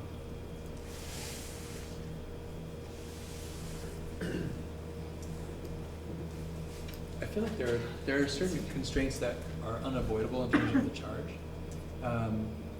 As I'm thinking about the different paths that we could take, whether it's spending the money in the budget or planning something that requires a bond, there's ultimately one person who is held responsible for the outcomes of whatever the decision is. And that's me by the policies that you hold me accountable to in terms of asset protection. So if we take the example of how do we spend $1 million, however we spend that and whose ever idea it was, I'm the one responsible for it. And so for any of these, I think the charge has to involve making a recommendation to the superintendent, who makes a recommendation to the board that keeps the process really clean. I think the ways in which a recommendation can come to me and from whom, there's lots of flexibility. But because my job is on the line and what's decided, I feel a responsibility to you by policy that I'm involved in making the recommendation to you. Well, and I think the charge needs to have a structure anyway, just because we do want to do something for November. It's going to have some backup time for whatever processes need to happen to make that happen at whatever level of funding we're going to give it. So that we don't want that committee to just have an open-ended task that doesn't have any deadlines. See, I even think a conversation is worthy about, do we shoot for November or do we shoot for next town meeting? I think capitalizing on some event where people are going to be showing up to vote anyway makes sense. But in some ways, either the process can drive the date or the date can drive the process. And I think that conversation probably should be had to see what direction you want to go. It might be that the discovery informs, when that date wants to be. Decide that there is some things we can do without cutting ourselves off at the path. We could put those out for maybe a separate funding mechanism that allowed some work to happen that keeps us in compliance while we're looking at the future. Maybe that's one of the things we want to study is, can we do some things ahead of time that aren't going to cut ourselves off at the pass for any future maneuvers we might make, and fund those for, say, an earlier funding. Jen? So I would be hesitant to put a specific vote date in the charge, because I think that committee would need to consider what makes the most sense.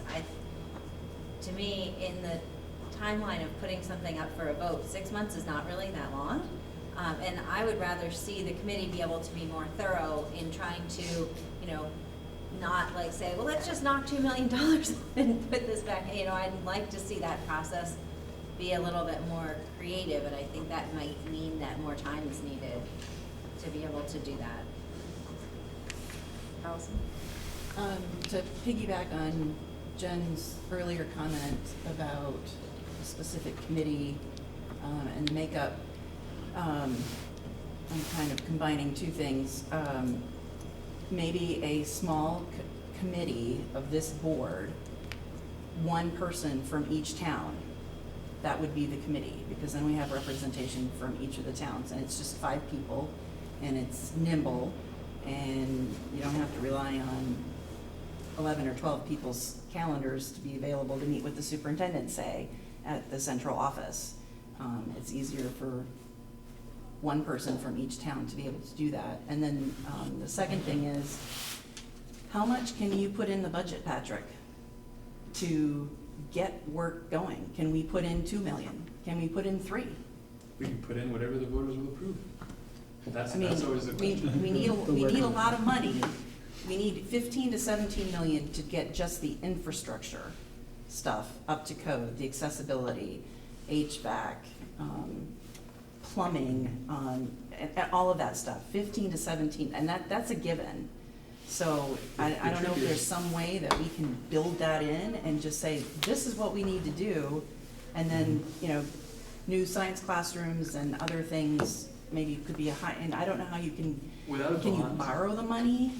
any money that we add to the budget that isn't paying for a bond, which we would probably get a waiver for, counts against us in terms of our cost per equalized pupil and the spending thresholds and all those sorts of things. So whatever measures they put in place to contain cost in that way, we run against that. I wonder if you could put it in the capital line and carry it over, but it doesn't count against the student. And even in the capital line, so we would have to each year determine what amount of dollars we would have to take from the ed reserve, from our reserve funds, to put into a capital project to build over time. Krista? I guess I would support a very small committee with a very non-prescribed charge, because I think making any assumptions about what needs to be done or doesn't, or how much that would cost, I think kind of sets us up for potentially failure. I would like the charge to be one that really includes a lot of input from and collaboration with groups that are already having conversations before we, decide what makes sense to try to shoot for, whether it's November or March. I think, one person per town makes sense. I just don't want us to get another hesitancy I have about a board committee and is the board meeting format. So I would hate to see it be that that's the only way that group is convened and that there aren't structures outside of this type of format that would be used to involve folks. So I just would hate to see us try to do what we've done only with a smaller group of people. So. Right. Yeah, I agree, and I do think the idea of a smaller committee makes sense because, like Patrick said, that committee needs to make a recommendation to him, which then he can recommend to the fuller board. And it seems like that process needs to stay true in order for him to be as well informed as he can and for us to be as well informed as we can. I guess my question is, it seems like it's inevitable and necessary that we need the input from the community members that are already looking into this work because they're doing it and they're our owners that we're responsible to. And I guess my question is, it's important for it to be a committee so that we have the open meeting laws, but that doesn't give the opportunity for public, it gives the opportunity for public comment, but it's not a dialogue. And so I don't know in what forum we can have that dialogue in keeping with the rules of like a formal committee and yet have the dialogue with the community organizations. I think, Jen.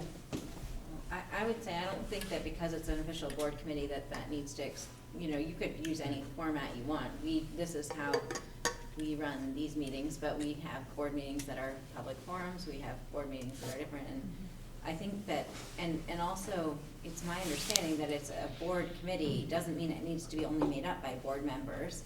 It is formed by the board, it probably has at least one board member on it, but that it might have more, even half or more of its constituents or its members be community members. And I guess it makes sense to have representatives from each town, but to me, I think it makes more sense to have representatives from different perspectives. I would value that more than having representatives of each town. Steve? Well, just to add that obviously we want Patrick and Alden to be on the committee, I would think.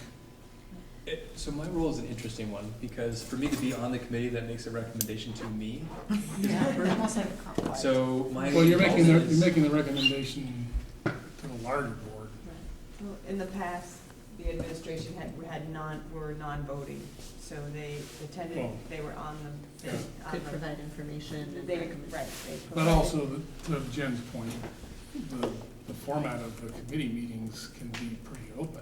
Mm-hmm. You can obviously have community groups come in and report and have a dialogue, have a forum set up. It doesn't have to be strictly stick to the agenda minutes.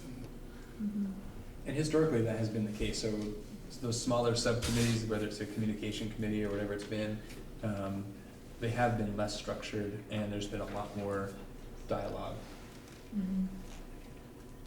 In addition to the community input, I know you and Alden have been talking about the capital plan and what's been going on at all the different schools and the budgets for fixing this, that, and the other at each of the different schools. We need to delve into those details probably a little more.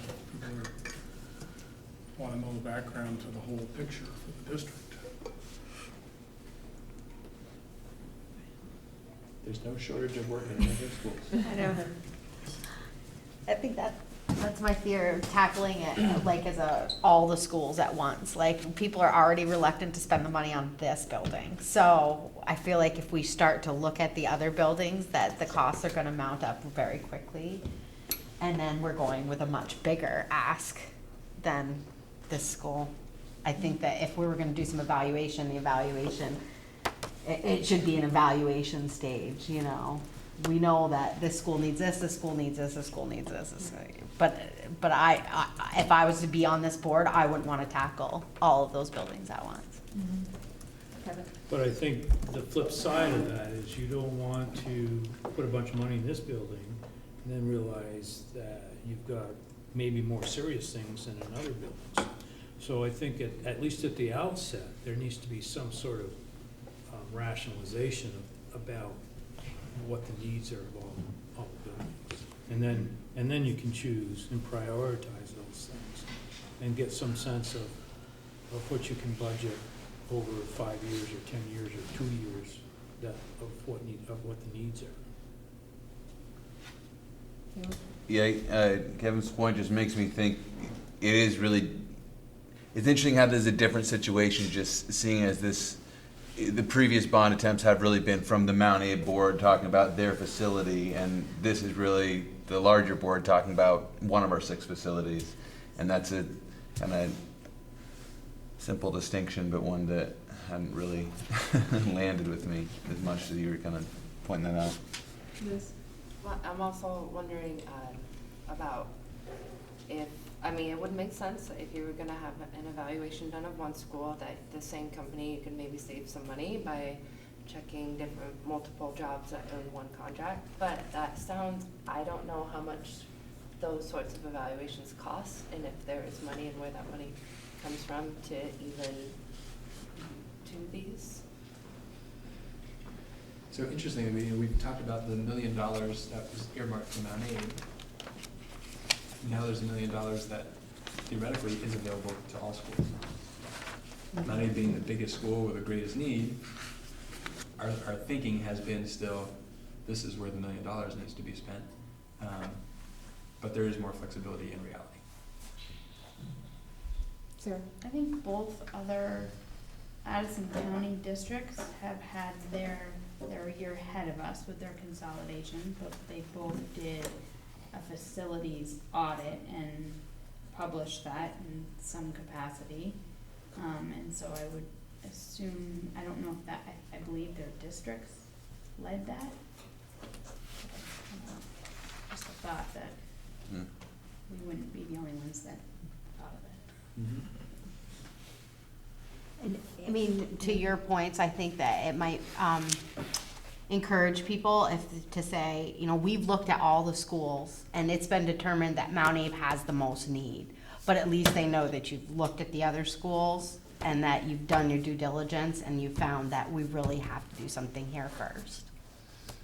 Steve? So when you look at what was even provided for this, either this meeting or maybe it's tomorrow night, maybe getting mixed up, there is a capital improvement plan. It's a spreadsheet format for each of the schools. It shows a budget for different topics. I've voiced some concern about the way that it was put together and just with the amount of time you had, I'm sure it's basically the best available information, but it's not probably formatted in a real professional audit type format. And I would think one of the topics for this committee would be to investigate whether they want to invest in a more thorough sort of overall review of each of the buildings. Process question, so if we form a committee, say of 3 people, then does that committee also have the capacity, if we charge them, to appoint additional people to the committee, like they want to appoint folks from the grassroots stuff that's happening in the community? Can they do that, or we have to do that as a board? If they sort of say, it looks like we need to start getting some information from the community, let's talk to this group, appoint 3 folks from the community. So I think it depends on how if we establish the structure of the committee in our charge, which in the past, we have typically described the structure of the committee in the charge. Okay. So. And typically, if the board chair appoints people to a committee, which is usually how it works, only the board chair could appoint additional people to that committee. I see, okay. And Sarah? So, what has been the general feedback from the board of the last vote of things that should have been done differently. It sounds like that it was too large of a committee. So that was a roadblock. And have there been other like major items in which it was an obvious, okay, we cannot do that again?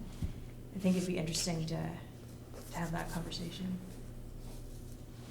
I mean, I kind of wonder, since there are so many questions, if we couldn't take the time to gather a little more information. Perhaps we could invite the last two chairs back. Maybe one of them's close by. And for a conversation about PTSD. I've had my earplugs in for the last hour. for a conversation about, and then we could make a more informed decision.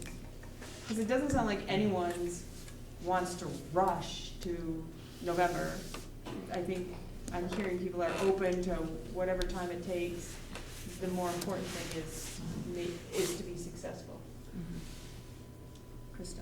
Sort of along those lines, you know, I wondered if, well, two things. One, should we maybe back up even more? And I know the Community Engagement Committee, you know, we talked about ways to try to have some engagement around specific topics, and would we even want to consider starting with this as just a sort of general topic of conversation, which would allow us to not just as a board have to decide how to proceed, but as a community to decide how to proceed, or at least for the board to get more feedback before we decide. I mean, we're so sort of stymied by what to do next, and we're just a very small group, and I feel a lot of pressure to decide the right way to move forward, that I think maybe this is part of the problem we keep getting into, where, you know, let's hear what other folks have to say about it. So maybe that's, you know, instead of just the board chairs from previous renovation committees, maybe it's the board chairs and the public, or maybe it's a specific engagement we have about sort of, so what's next? I don't want to reinvent the wheel of the forums that have already taken place. It seems like in general we maybe get into trouble when we have a hard time among our small group. That might be a clue that we need more input. Okay. Any other questions? So right now, there's a motion to form a bond study committee. And if you don't have any more questions, we'll have to vote on that. So if it's voted in the positive, that means we have to form and give it a charge. If it's voted in the negative, we can certainly add this to the next agenda and gather some more information and discuss it again. Can I just clarify what I think I heard Krista saying though? I think I heard Krista saying that the communications or community engagement subcommittee might like, I don't want to say that you were speaking for the committee, to have something specific like investigate what the community believes. There are organizations, there's some organizations or groups of folks right now that have some ideas about perhaps a process to follow. Not the work of the community engagement committee wouldn't be to determine what the bond is and make the recommendation, but it might be connect with previous board chairs, connect with these community organizations that are forming already, and learn from them to bring back to this board some direction about a process to follow. Did I That just is- sign this up for something really? You said like, I don't know, you said I would like to do that, but it was an idea. Well, I think it's something we kind of keep talking about. I think it makes a lot of sense because we're talking about that we need to approach this more through better community engagement, and we've got other agenda items later today talking about some of that stuff. But yeah, I mean, I think it maybe is what you're kind of suggesting, that rather than forming a new subcommittee with a charge, we extend a new specific charge to an existing committee. Because I think what we're hearing is we need to engage the community in a conversation about in what ways do we sort of take this plan forward, and it seems like a really specific thing that you could connect with various organizations throughout the community to understand more about, and bring some ideas back to this group to then have some clarity on, so what kind of group do you need to form to run with the plan? But I think for this entire group we could talk for a long time about what plan would we want to follow to seek community input, to come to some sort of approach with a bond or not. I'd rather let the folks that are very interested in engaging with the community have a very specific thing to work on and run with that.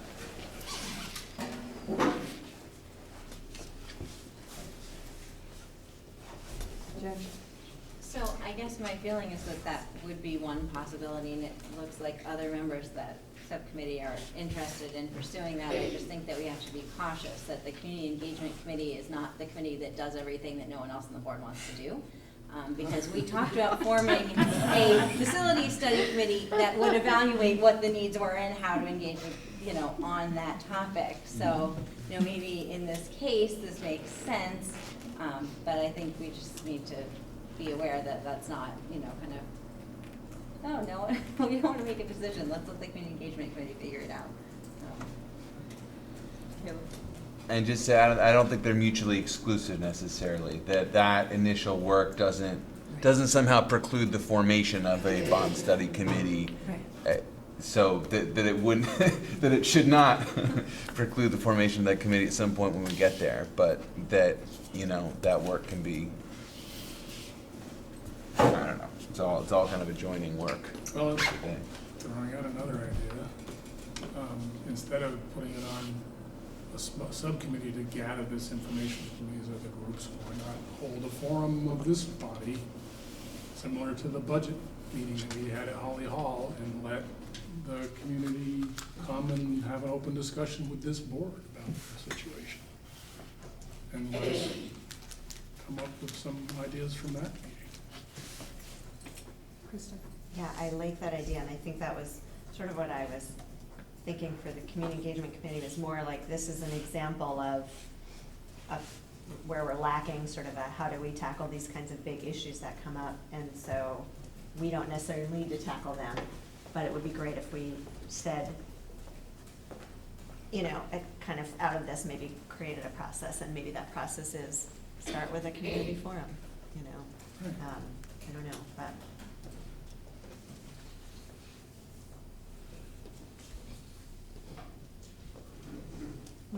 I like that idea as well, and I think that it would be great because it's the part of the conversation when it's not a decision that's already been made and this is the plan and what we're trying to do. It's just a information gathering purpose, so that feels like I would be, sounds good. We could make that plan. Allison? And I don't know if this has been mentioned, but maybe if it's just a community forum, we can work with the 5 towns group to get a lot more people to come than what we've seen in the past. And maybe collaborate with them a little bit more. And it's just a community forum, so just an idea. I would just like to see it, if we're gonna do something like that, that it's very purposeful, and like we come forward with a presentation that says, here's what we've already identified needs to happen over here. Here's what needs to happen. These are all of our needs, and we're here today to talk about how we can, move forward. Like, I feel like, I don't want it to just be, everybody comes in and just throws out their ideas and we're starting from scratch and ground zero, because we're not at ground zero. There's been a lot of research and a lot of effort put into it. So I think that if we do this, then what we present and how we handle that meeting, we need to be really thoughtful. And I feel like, I want to hear what you have to say, but here's what we know.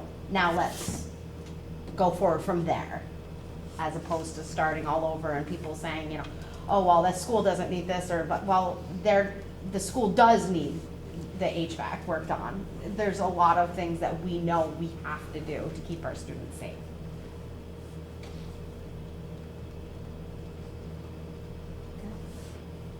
So we still have a motion on the floor. That we, if there's no further discussion, we should probably keep moving along because we have a lot to get through in the next hour. So the motion on the floor was to form a bond study committee and give them a charge. So all those in favor of that motion, please say aye. All those opposed, please say nay. No.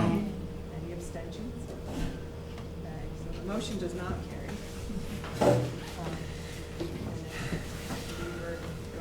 And then we were going to do a little more meeting planning and preparation. So I think we'll be in contact again. All right, next. So, item. sorry, Don. Yes. So do we want to take action to put a forum date on the agenda? You want to go through calendars right now and pick a date? I'm just trying to understand how we, So, I think that. or do we want to take a straw vote about whether we want to go down this path? Or? Jen. I guess what I thought I heard was that the board was interested in delegating the planning of an initial forum to the community engagement committee. So I would think that those sort of details could be left for that committee to resolve. We could have a motion about that if we wanted to. Good. That makes sense. I mean, if you guys want to touch base with the parties that are interested in attending, just to organize the actual meeting.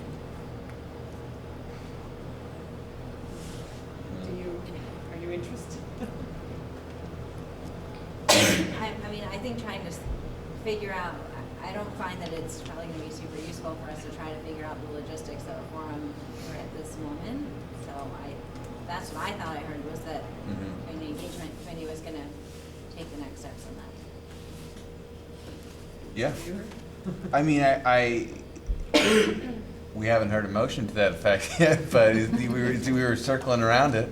I mean, that makes sense to me. As we could, as a next step, we could take maybe as part if we make a charge. Well, yeah, I guess then that seems like something we could take on. So I'll make a motion that the community engagement committee investigate setting up a full board forum with interested community groups to discuss district-wide facilities improvements. So a second? I second. Shauna, did you get it? I got. Just repeat it really quick, that should, the community engagement committee, I can't really hear very well. Sorry. So the community motion for the community engagement committee to investigate, Set up a full board. setting up a full board forum with interested community groups to discuss district-wide facilities improvements.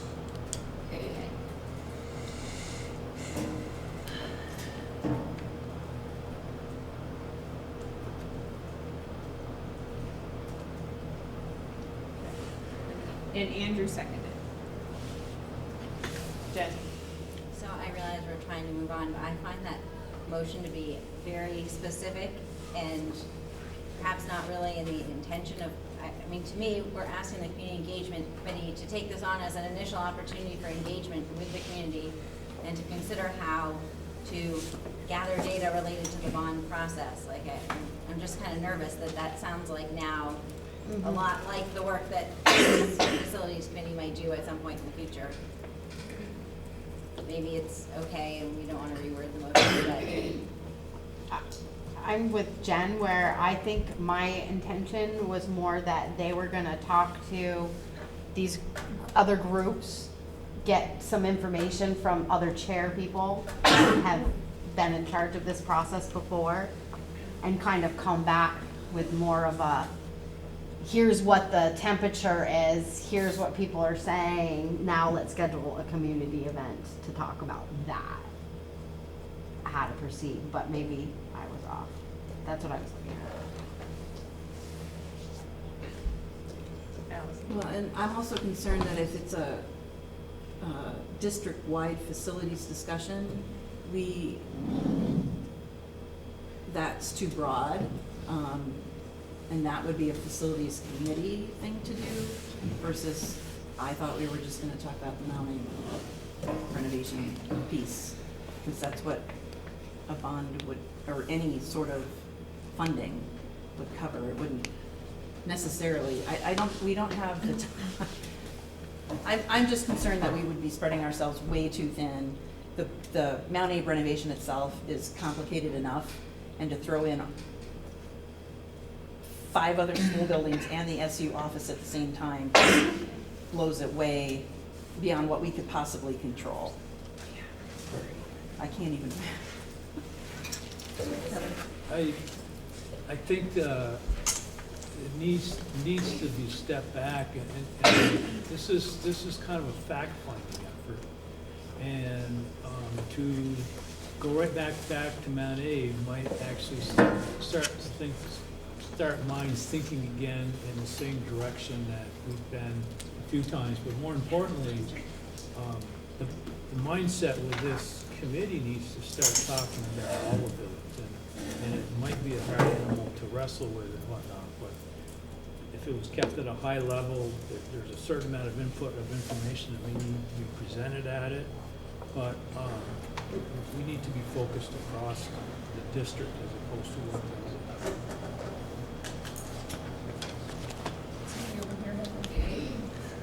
I was gonna say, maybe we could just revise a motion to just ask the community engagement committee to schedule a public meeting on the subject of a Mount Abe bond.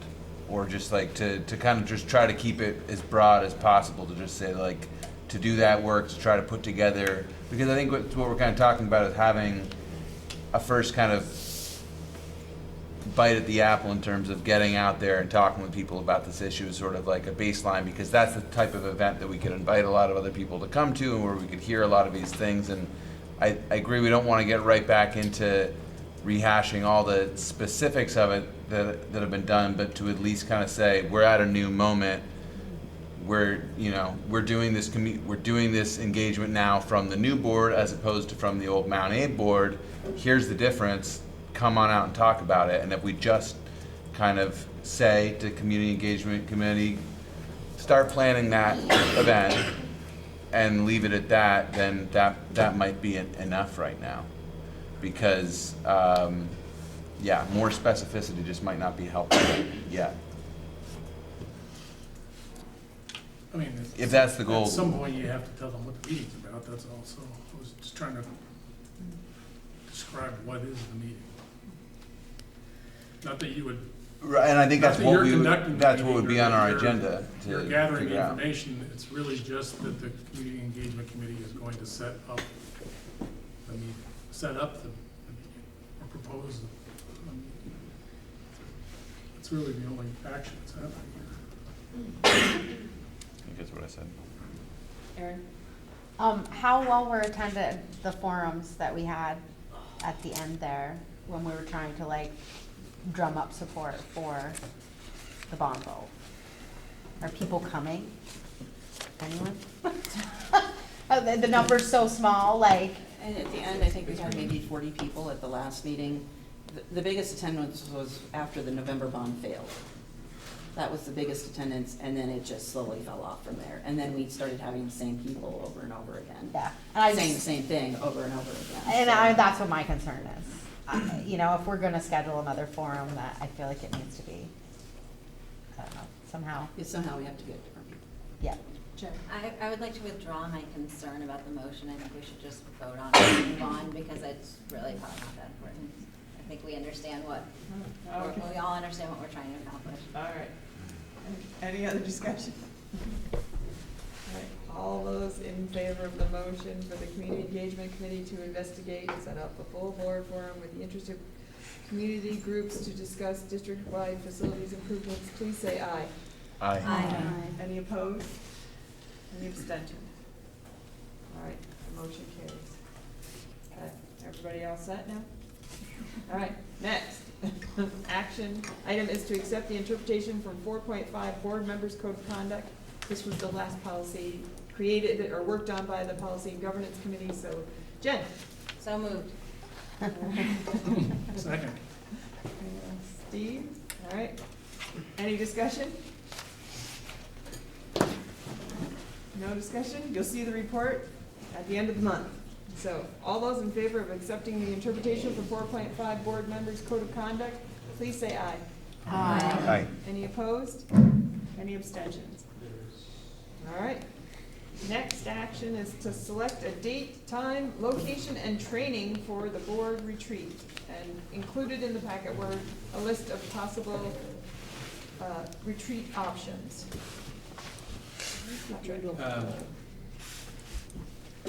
So I think what can make this process a little easier is doodle poll in terms of the dates and the times. There will be a number of options because of the number of dates and the number of times for each of those dates. But we'll do that, I think, through doodle poll.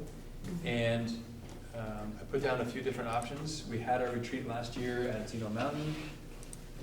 Everything seemed to go well except for the terrible thunderstorm and torrential downpours. But there are other places, and I just put a few down that were some possibilities. If nobody has any strong preference for one or against anyone,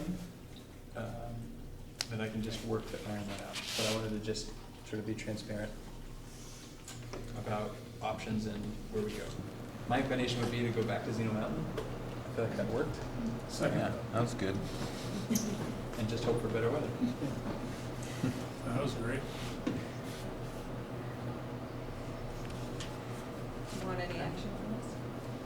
No, I think we'll do the doodle poll, and that'll iron that out. And the only piece would then, so I put down some trainings that we've talked about some here that I think would be good to incorporate into a day-long retreat rather than trying to build them into our schedules here. So if there's something missing, or if there's something here that you don't think is appropriate for a retreat, I'd welcome that input as well. Just curious if we might have Howard do a 5-minute budget, how to read a budget session. It'll take more than 5 minutes.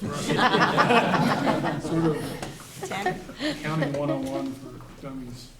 Great. Is there any way they can get credit for that, Howard? We'll try. He teaches some courses. I'll give him a certificate. All right. I guess I have a, I'm sorry. Jen. So how, if we do training on either the essential work of school boards or policy governance, like how would that be structured to be different than what this board has done in the last year? Would be a different angle on it, or? It could be. My thinking on that is, A, there's new board members that haven't had the training. B, once a year refresher isn't necessarily a bad thing either. And that community engagement piece, I was thinking sort of off, there were several of us that attended the workshop in Montpelier, and there was a student who was a student trained facilitator who did a little activity, and I think she was great. Mm-hmm. It would be, I don't know if she comes but it would be great to see some of those kids in action, to see That's what, true. we could do with our student force. So, she was just a high school student who'd been trained and did a little activity and I've been trained on what? facilitating community engagement. Okay. So she had us in a circle and she asked us several questions and we moved in or out depending on your feeling about the question she asked. And then it just really spurred a conversation in the group on topics. Liz? Yeah, facilitator training was an interesting idea. I feel like that came up at the community engagement as well. So she could be an example of that. So training for the board members in facilitation of community engagement events? I think that's, I'm not sure if that is a thing, but it did seem like a really important piece for everybody that was successful at community engagement was understanding how to facilitate it well.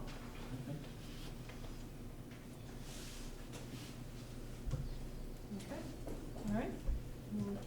Everybody's all set, we'll keep moving. All right, next item is to take action on the gun violence resolution. So we're gonna, Krista? I'm ready. We had done the work on that, so I'll let Krista take it from here. Sure, so folks had offered up some feedback at our last meeting, and a lot has transpired as we acknowledged even then. So I tried to capture what I think we were hoping to, or what I heard people wanted to state in support of current legislation that has recently passed. So I guess what I need to do is read this and then make a motion to adopt it, is that correct? Right, after you read it, then you'd make a motion to adopt the resolution as read. Okay. We'll need a second, and then there can be discussion. And so you have a copy, I believe, that was sent around, but what was missing on that copy were the CCs at the bottom, which, oh shoot, where'd it go? I'm gonna go find my version of that. Sorry. So it's missing the CCs at the bottom with our representatives and senators, so. Okay, so today's date to Governor Phil Scott, Speaker Mincy Johnson, from the Mount Abraham Unified School District Board, and it's regarding a resolution related to action on gun-related violence prevention. Whereas gun-related violence at American public schools, including frequent mass shootings like the one in Parkland, Florida, in which 17 staff members and students were killed, have reached epidemic levels, and whereas our schools in Vermont are not immune to both the possibility and reality of such gun-related violence and mass shootings, as evidenced by marking the 10-year anniversary of the Essex school shooting, significant threats of violence last year, again, against students at South Burlington High School, and most recently, the thwarting of a plan for a mass shooting at Fairhaven High School. And whereas Vermont school children spend increasingly more time participating in lockdown and active shooter drills, now more common than fire drills, detracting from time spent on critical classroom learning and invoking significant anxiety and fear among students and teachers. And whereas Vermont school districts are forced to spend larger and larger portions of their limited budgets on security-related facilities upgrades, security personnel, trainings and drills to potentially defend our students, staff, and community members against military-style attacks on our students, staff, and school buildings. And whereas parents have the right to send their children to a school in which they have confidence in their children's physical, psychological, and emotional safety, and whereas communities have the right to protection against mass violence and unbelievable tragedy as the result of gun-related violence, and whereas we are local elected officials charged with ensuring the education, health, and safety of students on behalf of parents in our community, and strive to build interpersonal school and community connections so that every student feels valued and safe, we, the board of the Mount Abraham Unified School District, declare our support for the recently adopted gun control legislation and the passage of a $4 million capital bill dedicated to school safety reforms. It is long past time when inaction is ethically or morally acceptable, and we need your continued help in keeping our students and schools safe from gun-related violence. And the letter is CC to Senators Claire Eyre and Christopher Bray, Representatives David Sharp and Fred Baser, Senators Phil Baruth and Becca Balint, who are the Senate Education Committee, Senators Dick Sears and Joe Benning of the Senate Judiciary Committee, Representative Albert Pierce of the House Education Committee, Representatives Maxine grad, and Charles Conquest of the House Judiciary Committee. Nicole Mace, Vermont School Board Association, Jeff Fannin, Vermont National Education Association, and Jeff Francis, Vermont Superintendents Association. I also had Rebecca Holcomb on there, but I guess she is officially no longer in that position, so. Okay, so that's the resolution in its entirety, and I need to, I move the adoption of this resolution just read. Second. Sarah, second. Sarah McLean? Any discussion? Andy? Just a grammar thing, is it is long past time when inaction is ethically or morally unacceptable? Inaction is unacceptable? Okay. Yeah. So, Are you putting all the representatives from all of our towns or not? I should be. So Harvey Smith represents New Haven, Okay. Woodbridge, and Bridgeport. I didn't know if that was on the list. Harvey Smith.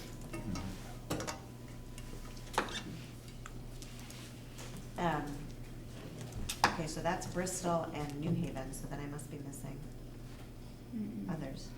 The others are all in the Bristol one. Okay. We're just separate. Jen? I don't know, Andrew, if I agree with your grammar correction. Okay. I think it was right before, because it's saying it's long past the time when it's okay not Inaction. to act, right? So I think it, Is acceptable. I think so. I would agree, it's Inaction not is the most directly worded sentence. It's like a double negative or something, isn't it? Or it would be.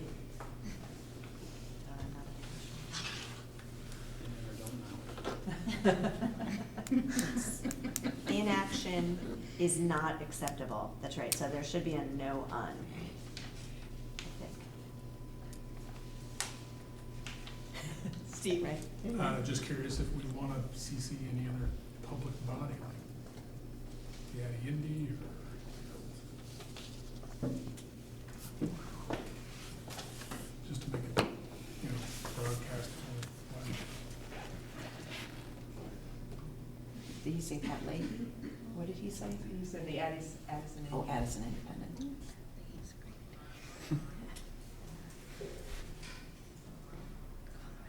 Jen? I'm nervous to bring this up because I haven't followed what's happened in the last few days, but I know there was some talk about considering more significant criminal penalties for threatened school violence, and I don't know if that might be something that we would want to add a sentence about. I don't know if we're informed enough, and I'm fine if we don't want to add that, but I find it personally shocking that someone that was, so close to carrying out something very heinous is out. And, so I wonder if we're talking all these, concerns, if we want to mention something about that. That's a legislative thing because of the way whatever, statute is written, whatever it is, Vermont doesn't have that in its law, that a threat. So, but it's something that they're just starting to talk about, so in reaction to the student being released. So I don't know that we have enough information to include that, whereas all of the other things have happened and there have been passed, and action has been taken. We don't know what the outcome for that would be. And I wonder if on the Parkland part, you could switch students and staff. 17 students and staff were killed. Because right now is it staff is first? Or staff members, students and staff members. Because then the rest of the document usually seems to be students are our first focus. Not that staff members are not important as well.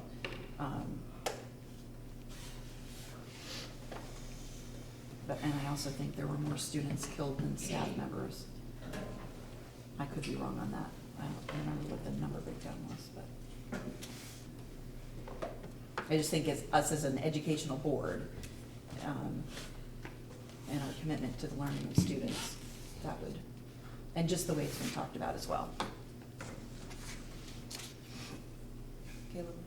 Why don't you suggest that you strike the word military style and just leave it as a tax? And I think that maybe, yeah, I just don't feel like that really belongs in there. Just because these attacks are, I think maybe that's referring to the fact that many of these attacks happen with weapons that maybe have some styling that is after military styling, but these are not military style attacks, and that's just a little confusing to Well, me. I think it's just, I was just gonna say, I think it has to do with the fact that the legislation was to disallow certain clips that go to certain guns. And those guns should only be used for military action, so people shouldn't need them. And I think that's probably what that was referenced to. Yeah, I just was gonna throw that out there. I was just thinking, yeah, no, I agree. I think that's what I was referring to. I just kind of found it in that context to be unnecessary and maybe confusing. I tend to agree. It's more of a terrorism activity than it is a military activity.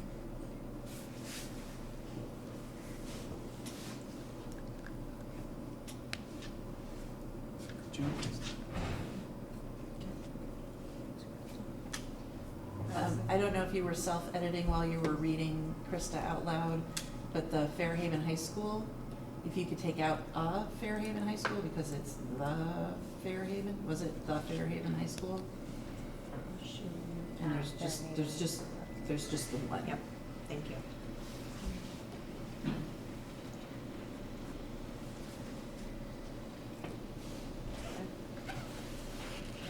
All those in favor of the adoption of the resolution as read and corrected, please say aye.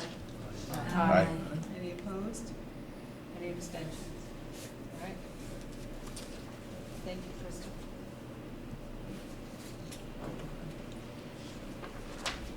All right, item E has been stricken from ours, so we don't have item E. We're moving on now to item F, which is assigning monitoring reporting responsibilities. So there are, as a board, we are in charge of all the 3s and all the 4s in our policy. So that is 2, 3, 4, 5, 11 different monitoring reports. Out of the 11, there are 4 that do not have reports. They have interpretations, but they don't have the report. So on the list, I just created a little list, but on the list, the ones with the yellow do not have a report. So I'm asking a more experienced board member, perhaps take on a new board member and work on that together, and new members to avoid the yellow ones. Let someone who's been around the block a few times work on that one. So this is a pass around and sign up. It's a pass around and sign up. When we build the calendar, we'll have a better idea of where they fall in terms, because the first year we did some, and the second year we did the other ones, so it'll be a matter of what falls in the calendar for the next plan. But usually what happens is we plan we don't plan on one that's due in August, when it's 2 months out, or a month out, or something. So, everybody should take something, team up with somebody. Sarah? I guess I need to clarify. You want us to sign up for something Yes. with What someone is else? it? Well, What are we signing up for? if an experienced board member, seasoned board member I want them to take the yellows. Okay. But a new board member could join one of them to work through the process together to determine, what you're gathering for evidence and writing up the report. You could work together. But the ones without highlights, if you're new, you should be able to figure out the report's been written. If there isn't 1 year of evidence, in some of them remember we did 2017 and 2018, so you have 2 years to look at so that you could create the report yourself and gather information. So you can go ahead and pass it. I might suggest, despite being a seasoned board member, I have not actually ever written a monitoring report, so maybe next month we could do just like a 15-minute quick tips on Since I know you are very seasoned at writing monitoring reports, Dawn. Well, that was maybe the you could other tell thing, us you can your- always call me and say, you know, what do I do for this one kind of thing, and we can look at what has been done in the past. The idea is that maybe when you're looking at something and reading the interpretation, maybe it strikes you as, wait a minute, there might be another place to gather some information about this. Right now, we've used board surveys, you know, gone back over meeting minutes, documented, you know, I might document something if it happens at a meeting during the year, because I'm looking for evidence. So, you know, those are the kind of things that you might use. Sarah? Is this really the kind of thing that you do on your own? Can you have a partner for the, you two together? If you can talk someone into it, absolutely. Yours. I don't know. Oh, yeah, I mean, I don't see why you can, everybody, you know, sign up together. And you can call me or email me and ask, you know, for some help. I'm always willing. So, yellow is what you want. Yellow. Folks who've been on the board before to choose. Yes, Been around the yes. table. And just one. Right now, just You one. keep it. I'll do it. Okay. I count as no, right? You do? Just so we get this divvy up, because I can't do them all. Every year. I am almost there. I got one more. One more. We do multiple Are there actions at the same time. schedules? Yeah. There will be a schedule once the board work plan for the next year's, there'll be a schedule. And, you know, you might sign up for one and it might not be looked at, it might not be on the monitoring schedule until next year, so. Typically at the retreat is when you'll see the agenda for the work plan for the year. So nothing really is gonna, we're not doing Probably anything yet until then. Probably September, Okay. might be when the first one is due. Right. And so whoever that first one is, I'll work with you and say, you know, here's where you can look for some information, for some evidence, right? And the nice thing, I hope, hopefully the policy governance drive will carry over so that people can go to that, you know, to look at maybe meeting minutes from that one to hear, to get an idea of the discussion. Can you on the agenda indicate whose responsibility it is, so we remember? Yeah, when we do the work plan, I think with this information, we can include that in there.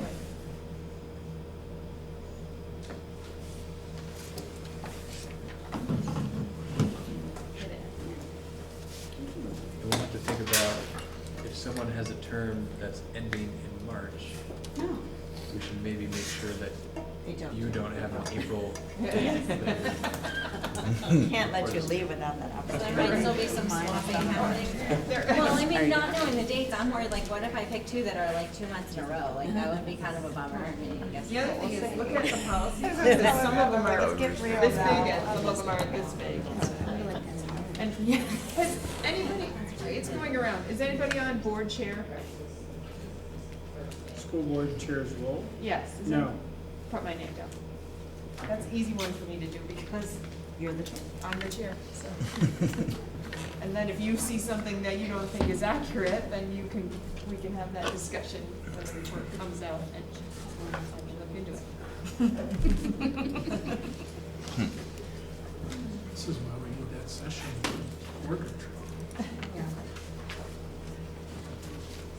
Then just sign no.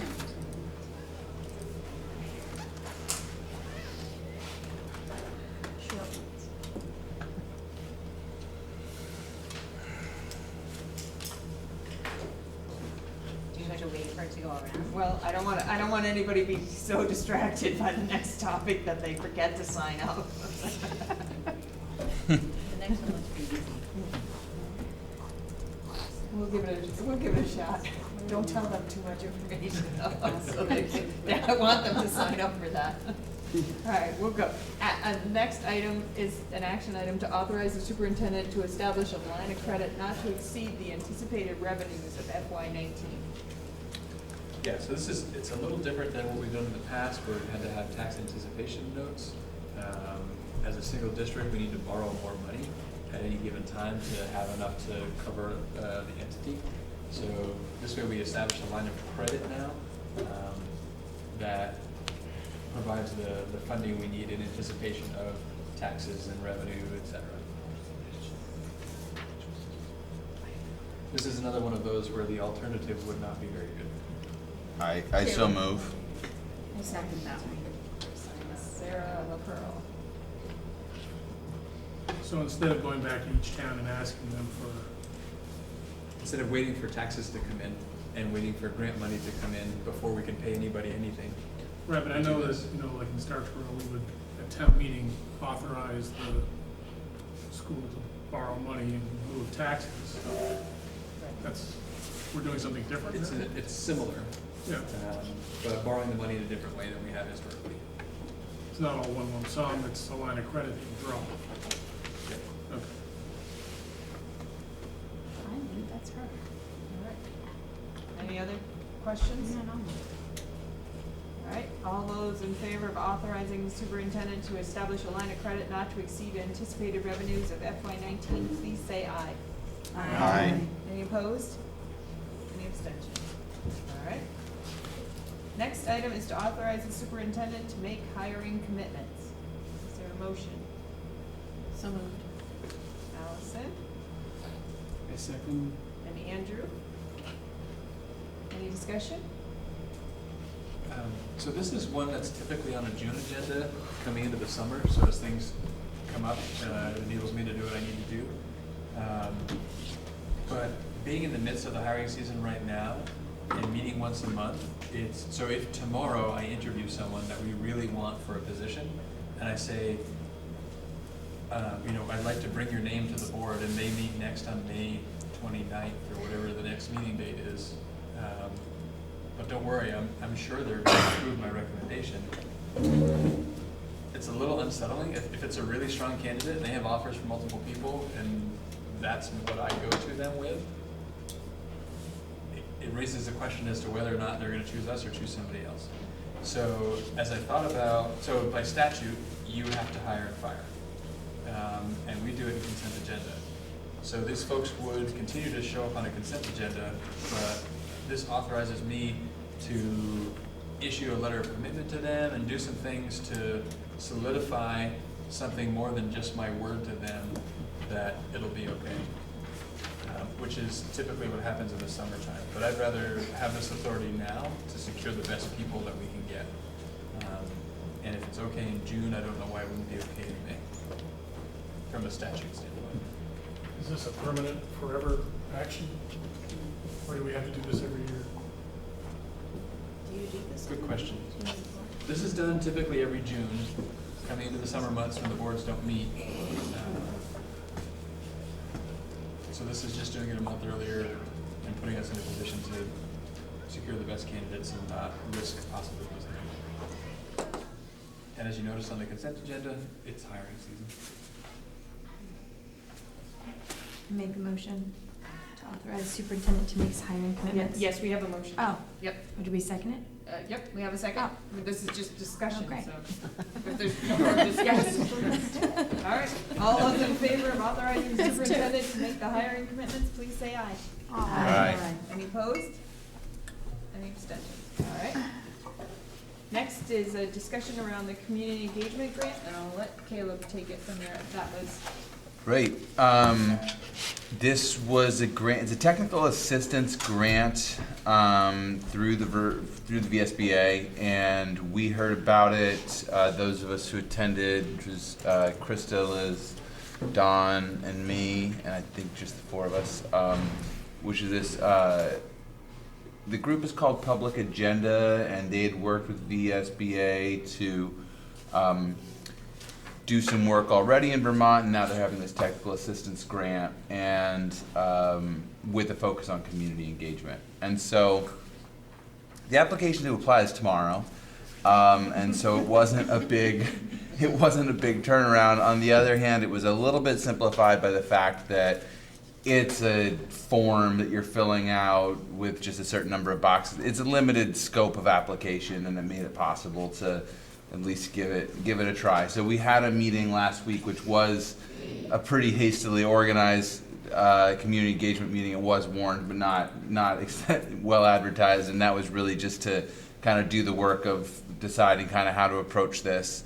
And it doesn't involve any funds, is what I wanted to say, which it's just technical assistance. So basically what you get if you get this grant is staff members, I believe from Public Agenda, was my, and one from VSBA, who come. And so there's some recommended topics to work on. It was interesting that formation of school councils was something that was certainly mentioned and called out in their grant application, as well as, let's just see here, some other things like how to approach school redesign, the allocation of resources among member districts, which seemed to relate to some of our stuff like with facilities questions, and then how to create or expand initiatives to strengthen and support student voice, and then how to use new tools for communication on student progress, such as proficiency-based report cards. And so that also, so those second and fourth ones, the school redesign and the new tools for communication, were the two we just chose to kind of focus on.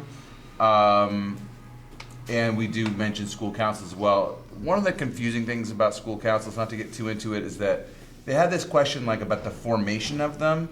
But one thing that we heard about a little bit was touched on earlier today in terms of open meeting law, where if we form the school councils, it does put some restrictions on the type of engagement work they can do. Whereas if we find a different way to recognize school councils that are maybe formed of the community's own volition, but that we somehow formalize a process by which to take in their work and to kind of digest that work and to distill it as necessary. That seemed interesting to us. So we didn't kind of, in this grant application, go down that because it seemed a little contradictory to say we want help forming these things, that if we form them, they're more limited than if we don't form them. So anyway, so wrote up an application and got some feedback from folks and have a draft ready to submit. So I guess what I'm hoping for is to answer any questions and then see if we can get permission to apply for it.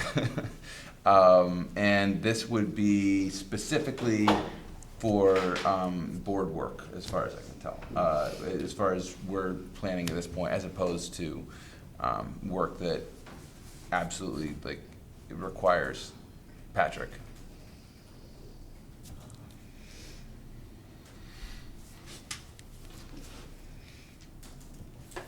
So we need to take some action if you're open to go.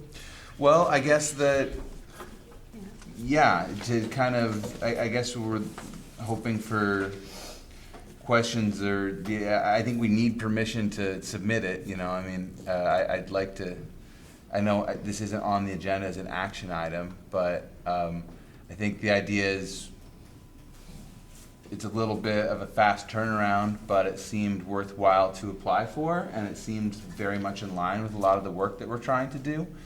And so yeah, I guess our team at this point is mostly made up of the community engagement subcommittee, but if we were to have some traction and get the grant, I think we'd want to expand that and have more of a conversation about it. But at this point, we need to kind of apply or not.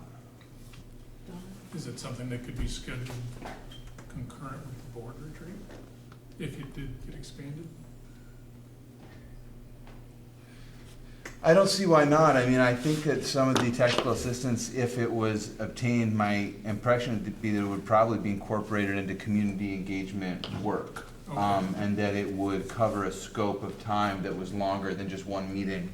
And you know, I can't be sure of this, but I think they would probably be talking about what are the like multiple engagement methods and approaches, and how are they different from one another, and how are we going to try to deploy them. So I think the assistance we would be getting would be more kind of informed strategic planning on that, kind of based on previous work in that way. So I think it's less of like a one-time presentation, but there could maybe be a component at our retreat, for sure. Since this isn't an action item and we can't make it an action item, we didn't warn it as such, don't you as the chair have the authority to direct these kinds of things? Haven't we given you some authority? Maybe. What's interesting is, so as a district, we frequently apply for and either get or don't get grants. Generally, they're monetary, not in terms of the service, but procedurally. We don't see those. Right. We don't I see think those at all. Under my authority, we could Yeah. apply for this tomorrow. Because it's a means. The question I have is what if any strings are attached? Like what's the commitment on the board's part, or on my part, or on the district's part? Should we be awarded this? That's usually the first question we ask when we're going for a grant. Krista. Patrick, did you get a chance to see the description where it talks about what would be entailed in the timeline? So the deadline's tomorrow. The work would begin in June or July, and planning and implementation would continue through the following June. And it says that to support this work, Public Agenda and VSBA will visit each district to interview school and community leaders, help assess the state of engagement and equity locally, list local assets and challenges, and facilitate planning meetings in person. Create a plan to support district-specific engagement goals, and provide ongoing support to districts by phone, email, and webinars. So 3 phases: a learning phase, June through October, a planning phase, October to December, and an implementation phase, January to April, and then reflection and next steps. Would they like to be our facilities committee? I mean, I really hope we get the grant, because I just feel like the timing couldn't be better, since we really are at this interesting point of just getting some outside look at how to really harness this energy that's out there, so that we can keep people engaged and informed and invested in all of the different challenges you put forth in that PowerPoint before. Mm-hmm. So it, I don't know if that addresses your concerns, but it's, I think, from the workshop in Montpelier, this group seems like a great organization that did some really powerful work with the Essex School District, and that culminated in having these awesome student facilitators. So, and they're big into the student voice. So. Yeah, I think that, to me, that commitment is be part of the process. Exactly. It's not buying any particular products down the road, or some of those other things that sometimes come along with that kind of grant. I didn't hear that, but maybe it didn't sound like that. Does it have to be submitted through the SD office, or can it be submitted by you? It can be submitted, it can be submitted by me, as far as I can tell. They basically have, they ask you to identify a application team contact, which is me right now, and then you just email it to somebody at the VSBA. They're probably less concerned who submits the application than we would be from a process standpoint, and who can or can't submit applications on behalf of the district. Well, and also, for me anyway, if it's a specific person that you're supposed to, or that's supposed to submit it, and we don't submit it by that person, then we're ineligible. Yeah. So, as long as there isn't any sort of requirement for that. Yeah, my impression is that because it's not a monetary grant, that's maybe why some of the requirements are a little more open seeming than some grant applications, but also I think this is like the second phase. My impression, I could be wrong about this, but that this was, and that's why we've got to tie into, there's an equity piece they really want to tie into, and a 50% free and reduced lunch qualification that that is in there. They definitely still encourage you to apply, even if not every single school in the district has that, is at that 50% level or higher. But that it seems like, that they're trying to make it a relatively open process, because I think the requirements and the strings attached are really, you've got to prove to us that you're doing this work, and that you've got something to kind of really sink your teeth into as a group, and that you've got a group that's trying to meet regularly and do this work that's community engagement, focusing on equity and focusing on a certain population that I think the original funding is tied to. So in terms of operationalizing this, maybe one thing that will help is, so other grants that come through the district, if they're less than 5,000, go through Katrina. If they're 5,000 or greater, go through Howard. I'm wondering if even just at the end of this meeting, if you, Katrina, Howard, and I can connect really quickly and just say, yeah, let's go for it or not, and it's probably going to be go for it. And then maybe if you're in a position to, we can just say, go ahead and click submit. Great. We'll sort of fast track our process. All right. That sound good? Sounds good to me. All right. Okay. Thank you for taking the initiative to put that together. Yeah, on our yeah. behalf. Thanks for, Sounds like a good thing. so. Okay. Next item is discussion of principal hiring process. Yeah, I just wanted an opportunity. Don and I connected briefly on this. So you know that we're in the process of hiring for a principal at Beaman. Historically, under multiple districts, there's been a point in the process where the board interviews the finalists for a principal position. I feel like as we're working to get better and better at policy governance, and as this is the first administrative hiring for the MAUSD board, there's an opportunity to think differently about that. Under policy governance, as a supervisory, as a unified district board, I'm technically your only employee, and everybody else sort of works for me. So it's in some ways awkward for you to be interviewing the finalists for a position that ultimately I'm going to have to supervise over the end, not you. So this seemed like an opportunity to have that conversation, let you know what my thinking is. I think Don and I were on the same page that we would treat this hiring similar to what other hirings would be through a consent agenda. Knowing that there's a very involved process, it involves community members. Katrina's leading that right now. It's pretty extensive. Andrew's on that. But just to sort of stay true to policy governance. So there's like different teams that go through some sort of an interview process, is that what you're saying? And we do that for all of our positions that we fill. So whether it's principal, classroom teacher, coaches, support staff, there's an interview team that makes a recommendation to me. I interview finalists and ultimately make the recommendation to the board as to who to hire.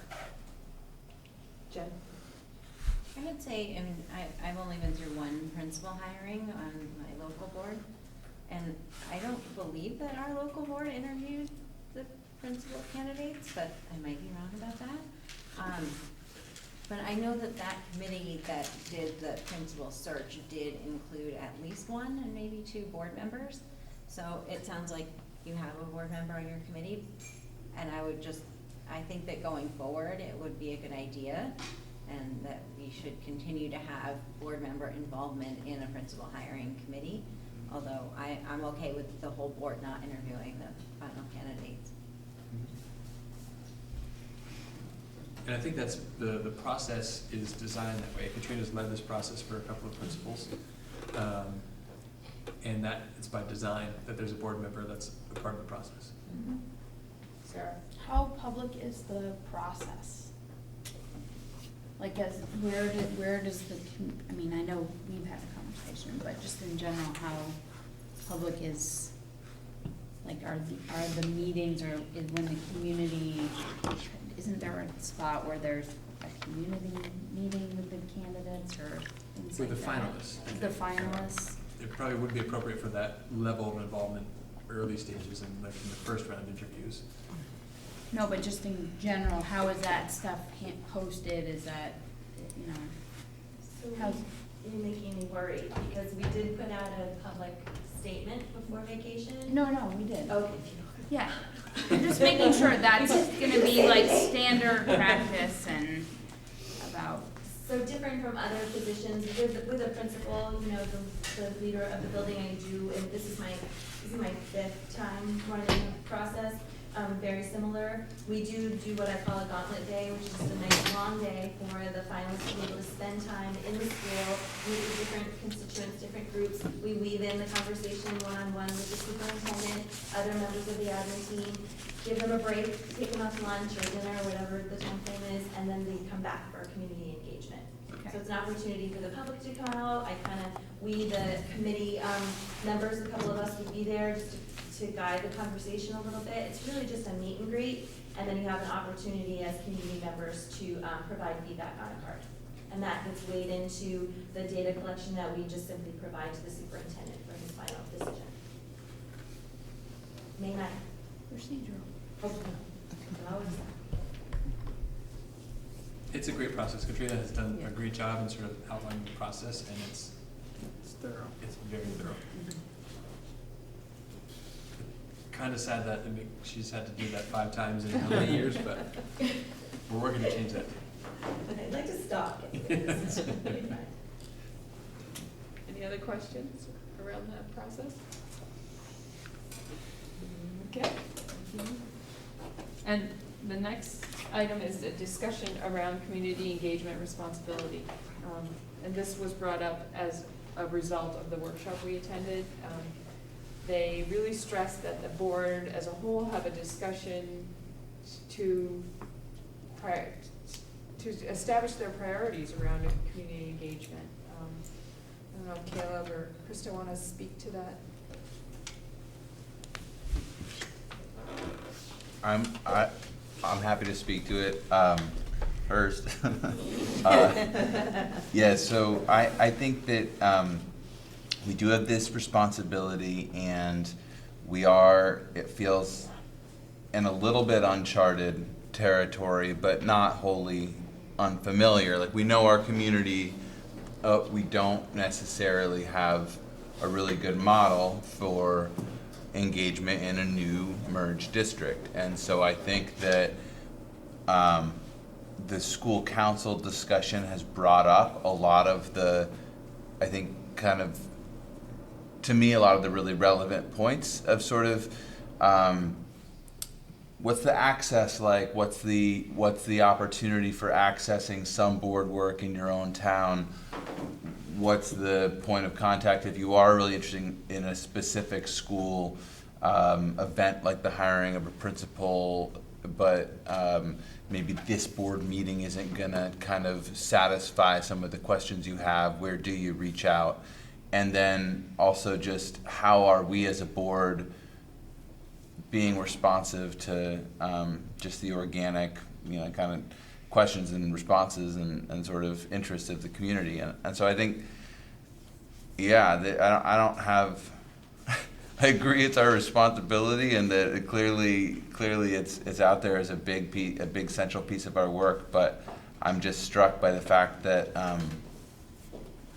our structure's different, and it's just a hard thing to kind of, it's a hard thing to get people out to meetings. It's just like a hard kind of work, but then also it feels especially like there's a lot within our grasp, maybe because of how around some of the bond votes, around some of the changes, there's been so much activity in our community that it feels, at least though hard, it feels like there's this potential there, I guess. And I don't have anything else to say about that, but that it was really nice to go to that training a couple weeks ago and just kind of say like, oh yeah, like people can describe this problem that we're facing really well, and people have been working on these issues in many different contexts, and many of the other newly merged districts are working on the same thing. So it's helpful in that way. It still feels a little overwhelming, but right now I think it's just all about kind of understanding the different tools at our disposal and then figuring out how to try them, how to try using them, how to practice, and defining our process so we can practice it over time. Yeah, I guess I would add that I think having the community engagement committee hopefully shows that it's a priority for us and for our work to find new and different and better ways to engage folks. Not that we, the board, have to always be engaging everybody, but that we're facilitating that. And we made a commitment, I think, to have at least 4 sort of quarterly events of some kind over the course of a year. That would be a place to start. So thinking about topics that are of interest to folks, like the bond might be one, or personalized learning might be another, but having an opportunity to have a back and forth, either information sharing or gathering information. So it's really the charge of this group is to kind of figure out what that's going to look like. But that is a pretty key priority.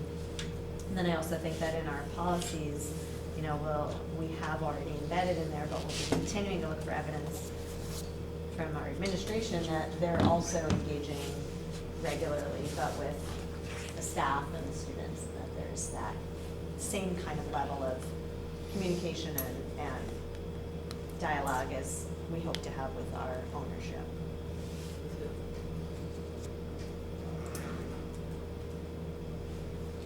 What was the last thing you said? With our ownership. Right, so we want to have a sort of continuous dialogue with our community owners, and we hope that Patrick will have that sense, that the administration will have that kind of ongoing collaboration as well.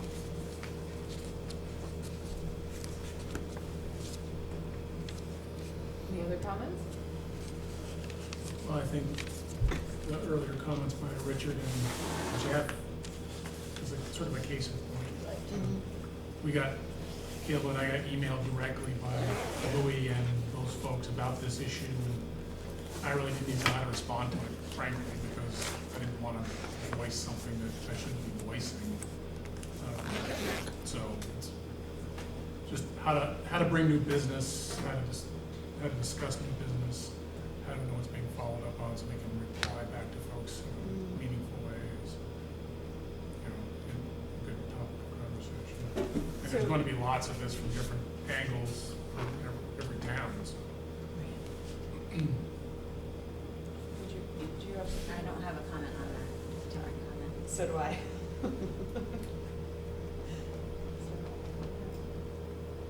All right, Jen. well then I'll make my different comment. So something that I think to me touches on community engagement is that I think that this board, we need to continue to challenge ourselves to stay connected with all of our schools.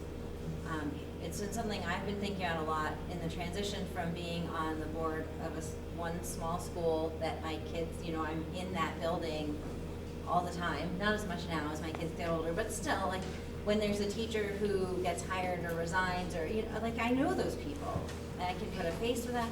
And I was looking at the hiring stuff, I'm like, or the resignation, and I'm like, I don't know any of these people. I don't even know what building they worked in or what they did. And I feel like we need to, as part of our community engagement, we need to figure out how to be more connected with this entire district that we have responsibility for. Because I think it's really easy to be very closeted. So. One thought I had was, does it make some sense to move this meeting to a different building? Just to, you know, get familiar with folks who haven't been to the Lincoln School or haven't been to the Lincoln School. And we do a little walkthrough and then do a meeting. I will really require board members to read the agenda before the meeting. Tried that. And the public. We tried it with multiple boards and it was complicated, but with one board, it might be more feasible. I remember some of the hardships. I think one of the biggest complaints was people always complained that they couldn't hear what was going on in any of the other settings that we had meetings. But I remember speaking with someone from another district that had unified, and they said that they had done something like that, where when they would, maybe it wasn't every month, but maybe it's every second month, and you go to a different school and sort of require some support from the staff, which they may or may not appreciate, but the principal maybe talks for 10 or 15 minutes just about some cool things that happen in the school. I mean, just something to help you not just go and sit at a board table in the gym, but to get a little bit of a sense of the flavor of that, you know, building and that community. I'm sure we can get them to unplug their coolers. Liz. does feel like I wasn't on the local school board, but I am aware that the principals were always there, correct? And so that's a big piece that's missing here. So of course, you know, not all of them, but I think I would really enjoy that if that was set up, be able to put a little presentation from each of them. That would be great. Allison? Yeah, to expand on that, have them highlight, the principal highlight the things that are going on, and almost kind of like a mini, the district-wide report that comes out. Each principal puts in a little blurb, and you know, maybe there's a student presentation or something that they're working on, or something that they're really proud of, just so that we can all get a flavor or a taste of what the unique flavors are to each of our schools. And that's what we did with the Act 46 study committee. We rotated. Every meeting was in a different school so that it was a contentious subject, so we wanted to portray the image that we were committed to all of our communities and all of our schools and having a presence there. Well, that does fall under my board chair responsibilities, agenda planning. So Patrick and I can definitely work that in, I think. Krista? Can we articulate to Patrick that it's a priority for us to know that there is a way for the community to engage with their school, and that we know what that way is without it being a stated? I think there is a way that 2.1 is treatment Of current perspective, student experience. Yes, so 2.1 we'll be talking about next, Yeah, next so month. local boards have 2.1 right now for review and feedback, and then next month, the executive committee and this board will have their chance to review that. So that's a perfect time to have a discussion around the priority in that report.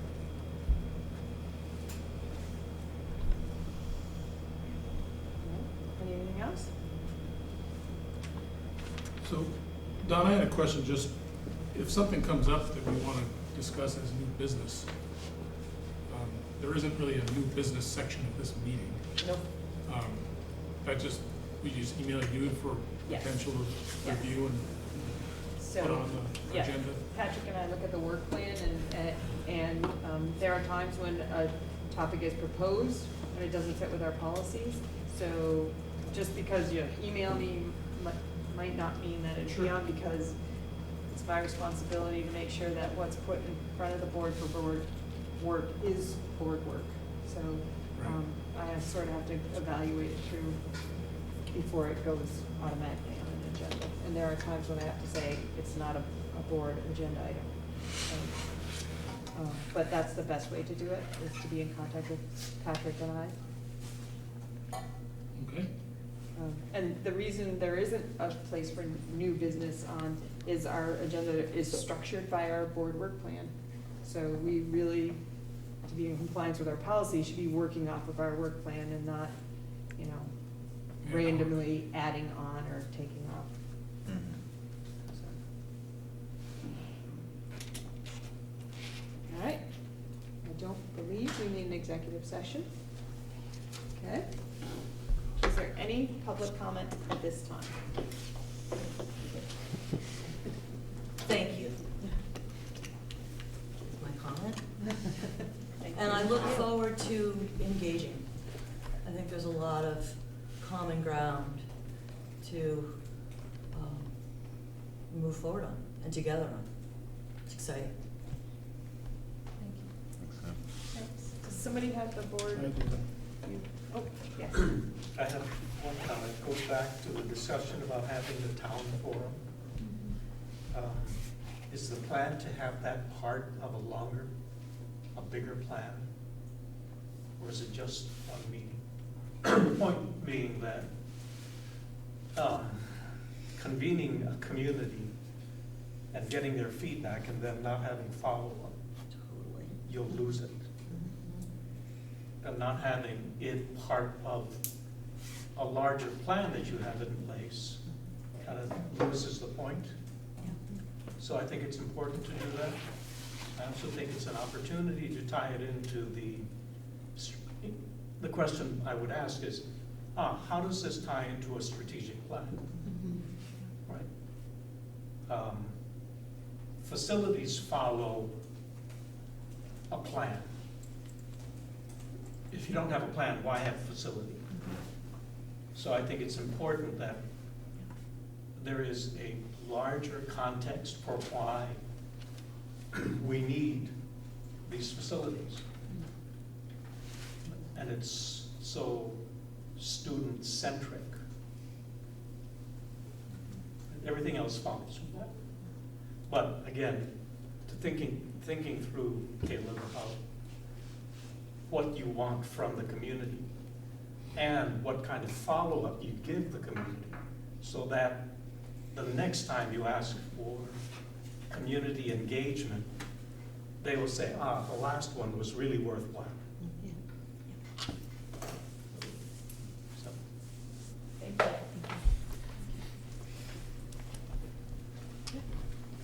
I know, who had the, all right, Andrew, go.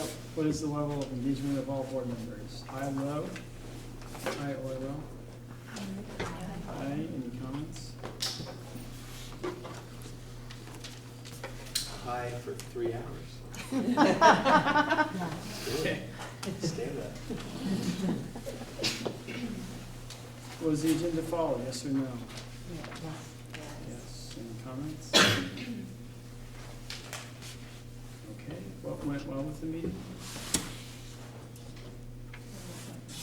What went well with the meeting? I would say community engagement went well. There are, public Good public comment? I also always complain when we don't have enough time on the agenda, so I'd like to acknowledge that we had a good amount of time on the agenda for the topics we had to discuss. Thanks for noticing. It looked like a lot at first. Any further comments for that one? Okay, what suggestions do you have for ways to improve future meetings? Well, I guess to that end, I do wonder, and maybe this is a conversation for after the other boards go away, but if folks are okay with 3 hours and have the stamina for it, awesome, or do we consider twice monthly for an hour and a half where we don't get fried? To be continued, but. So 3 hour once a month meetings versus more frequent meetings. Just curious about the timing snafu with the, what appeared to be the 6:30 on probably the district website? Is that- Yeah. I think that was just an oversight. I think it was planned on there a long time ago as a 6:30 meeting, and then in looking at the work that was being planned for tonight and deciding it needed to be longer. No, that's fine. I'm just curious, what's the technical turnaround for fixing that date on that calendar? Is it a difficult thing as a web page to fix? Or is it? Yeah, it's a web page to fix. Yeah. If it was to be done over the weekend. Okay, so anything else for suggestions? That's it? Calendar? Or no? You brought it up, so yeah, write it down. Yeah. I was just saying, Somebody wanna use that figure out if for there's a the- quicker way, like, you know it's gonna be 6 o'clock, that it can be quickly changed on the website. I'm sorry, I didn't have one more comment. The agendas, rather than having an email list, why can't you just have document, like a Google Docs? Because I assume it's a public document. It is posted on the website, so if you go under boards and committees, you click on it, and then you find MAUSD, you click on that, there's a list of agendas and minutes, so you would see the current meeting would just have agenda and there'd be no minutes. They're two Right. different columns, so it is posted on the website. So I don't have to be on a mailing list No, to you receive can go, to if you see go the agenda. into the ANESU site, you can see Okay. it I was by confused looking because for you were- minutes, but agendas and minutes. Okay.